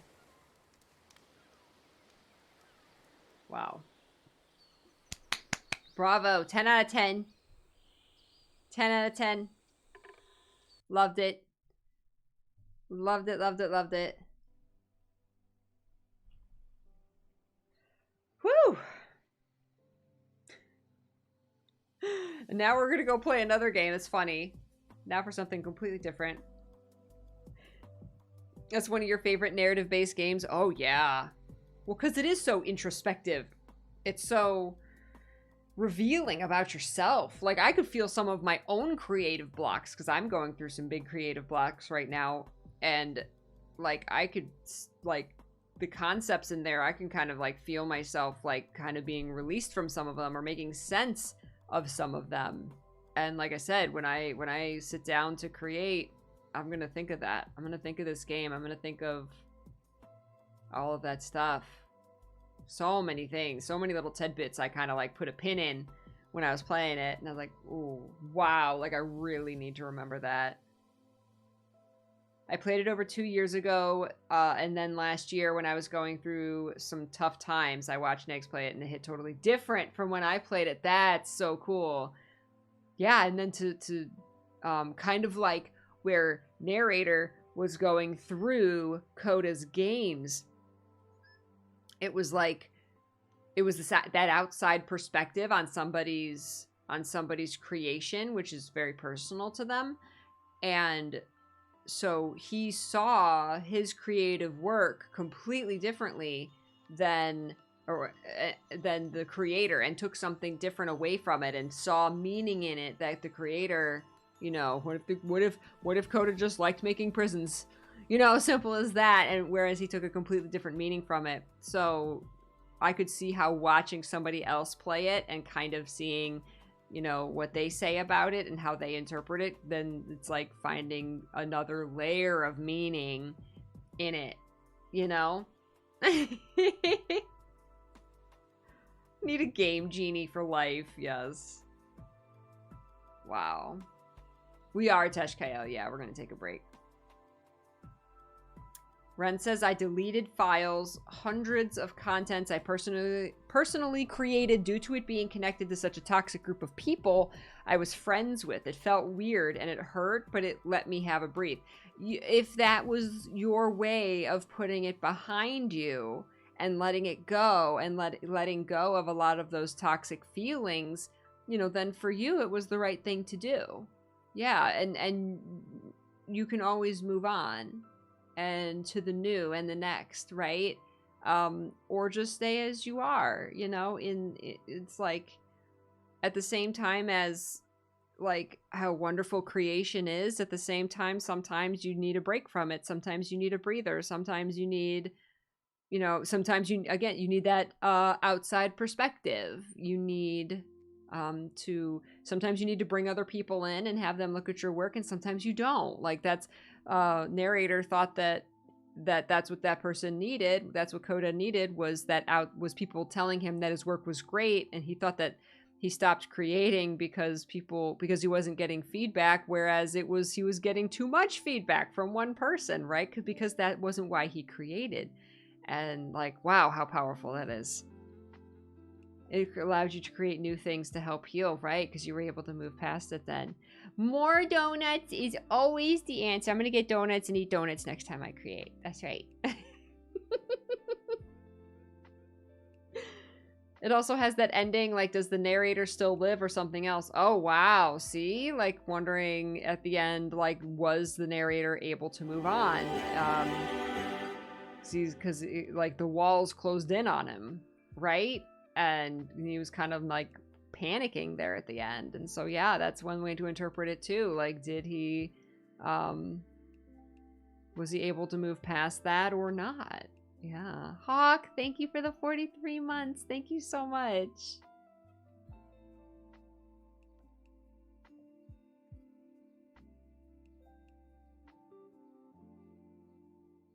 Now I'm craving donuts. Now we need donuts. I have chocolate covered cherries that my mom gave me. I hung out with my mom yesterday and she gave me Mary cherries. And they're freaking delicious. She also gave me, she made and she roasted pumpkin seeds. Delicious stuff. Omni! Hi, Omni. Hey, MPJ, welcome. That's not a donut. Not a donut. No. The question of what is our relationship with our own art? What or who do we create for, and what is the core root of what drives us individually to create even when it's hard? Yes, I know that's some of my struggle. That actually, I know that that's a huge portion of my struggle with creation. I've really struggled this past couple years really to create, and at least compared to how I used to. And part of that is just like, you know, like something being fresh and new versus you've done it for a while, and so you kind of like, you know, the freshness and the newness, that new passion is settling. That's part of it. But I know a big part of it for me is the having an audience makes you very aware that while you're creating, that if you plan to put something out there into the world, that people are going to consume it. And so you want it to be good, right? And you're thinking about, like, at least for me, like, it's hard not to think about the feedback. Are people going to like it? Someone's going to read this and judge it, and they may enjoy it, but they're still going to, you know, like, I think when you start something, you're creating purely for yourself. But then once you start putting stuff out there, then it's hard not to create for an audience. And I know for a fact it was certainly better to create when I was creating for myself, and then putting it out there and saying, well, if somebody else likes it, great. And while I still do that, it's way more of a putting this out there for an audience, right? And it's very hard to get back to that purely creating for yourself mindset. It's very difficult. And I think that's something that I need to work on. I mean, that's how I built my different audiences in the first place, is creating purely for myself, and then saying, you know, I'll put this out there so somebody else can get some enjoyment out of it, because that feels really good too. That feels really, really, really good when somebody says, hey, I like this. Hey, you know, this, you know, meant something to me, or whatever. You know, someone just saying like, oh my gosh, this was great. Yay. Like what in the game he was talking about was, you know, man, I felt happy when people told me that my stuff was great. And then that person took it a step further, where saying he was showing somebody else, showing other people somebody else's work, and they thought it was great, and then he was getting satisfaction from that. That was boundaries. Boundaries, dude. So that was a little messed up, but yeah, it's like when you then crave that feedback, then it's like you already have that in your mind while you're creating. So it's like you're not creating for yourself, then you're creating it for that feedback, and that's not good. That stifles your creativity. I mean, there's instances where you have to do that, and where, you know, but like, man. And that's the thing, is even if you're like creating for other people and saying like, oh, you know, oh, they're going to like this, there's no guarantee that they're going to like it. And they're like, everybody, if it's art, and it's up to interpretation, people are going to take it differently depending on their experiences and depending on the things that they, you know, they've done in their life, and other things that they've consumed, other art that they've seen, you know, and even like day to day it can change. So it's like you can't, it goes back to the, like, you can't please everyone, because everyone's going to see it differently, right? You could write a story that says, I threw a ball and the dog went and got it and brought it back to me and we were happy. And someone's going to hate it. Someone's going to say, you know, wow, when I was a kid, I had a dog and I threw a ball and it got hit by a car because it went into the street. So I hate that story about you throwing a ball and your dog came back happy to you. Oh, well, mine didn't. So I have bad feelings about this. So there's nothing wrong with your story. It's someone's experience, right? So that's why you literally can't please everyone, right? So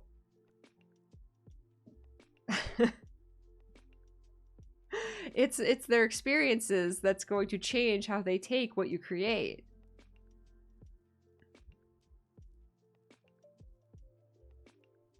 Wow, Talus, took years for them to get it through their head. Well, because they were like, he writes, we're like, you know, proud of him or want him to talk about it. Like wanting to get, man, like a parent wanting to like get satisfaction from what their kids are doing. As if those are their own achievements, right? Like it's fine to like, you know, oh, I'm gonna brag on my kid, or I'm gonna brag on, you know, like because you're proud of them, but to like for your kid to say like, I don't want recognition for that, like please stop telling people, and then them still doing it, especially if it's like in front of you, like boundaries. That I can't even imagine that. That sucks, Eternal. Oh my gosh, I actually just told my sister something recently. Yeah, Eternal says a big issue with people in the author space is the conflict of pursuing a project they want versus a project that will sell. And I can't, that's awful. Like that sucks. Like if you're trying to be a published author and you have to, you know, market to the masses or whatever if you want to be successful in that space. Thank you so much, Bo. Thank you so much. That's got to be so incredibly difficult, and because you're always writing with that in mind, right? I told my sister is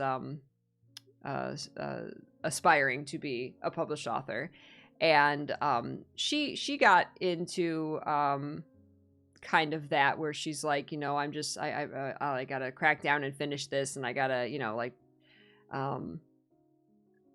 She said, I keep thinking about in trying to connect with her own characters. She said, I keep thinking about my characters in like stories that aren't related to the book or aren't like canon to the book, basically like writing fan fiction about her OCs.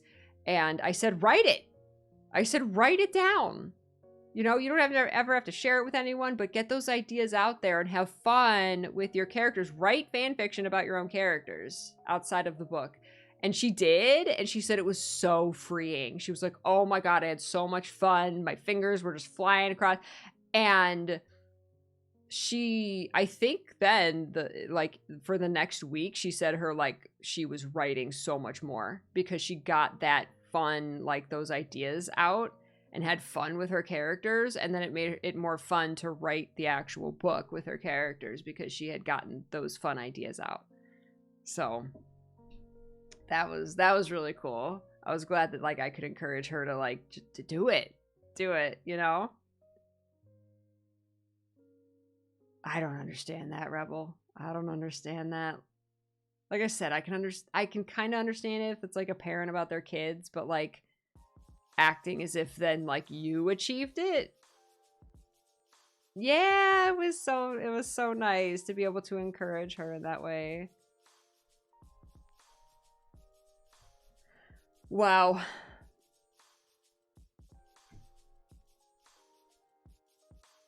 The dangers of making too many assumptions that you can know a person in their entirety by looking at their art instead of talking and listening to them. Yes. Or by like a social media feed or something, right? Like, especially if you don't know them in person.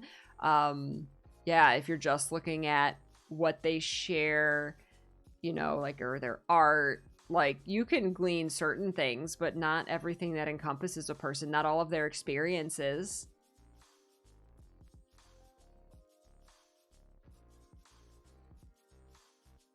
Man.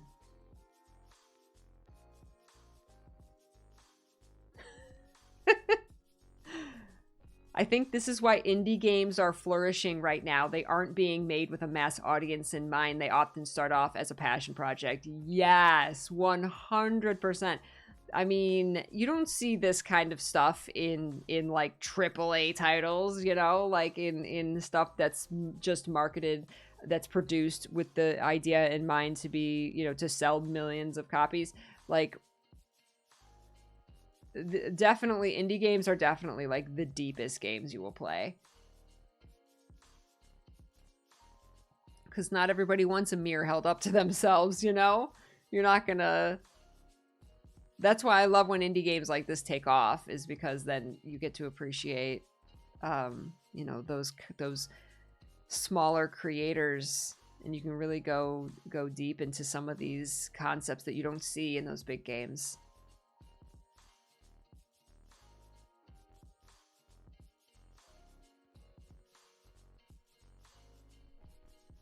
I get asked at times whether I like AAA games or indie games. Both.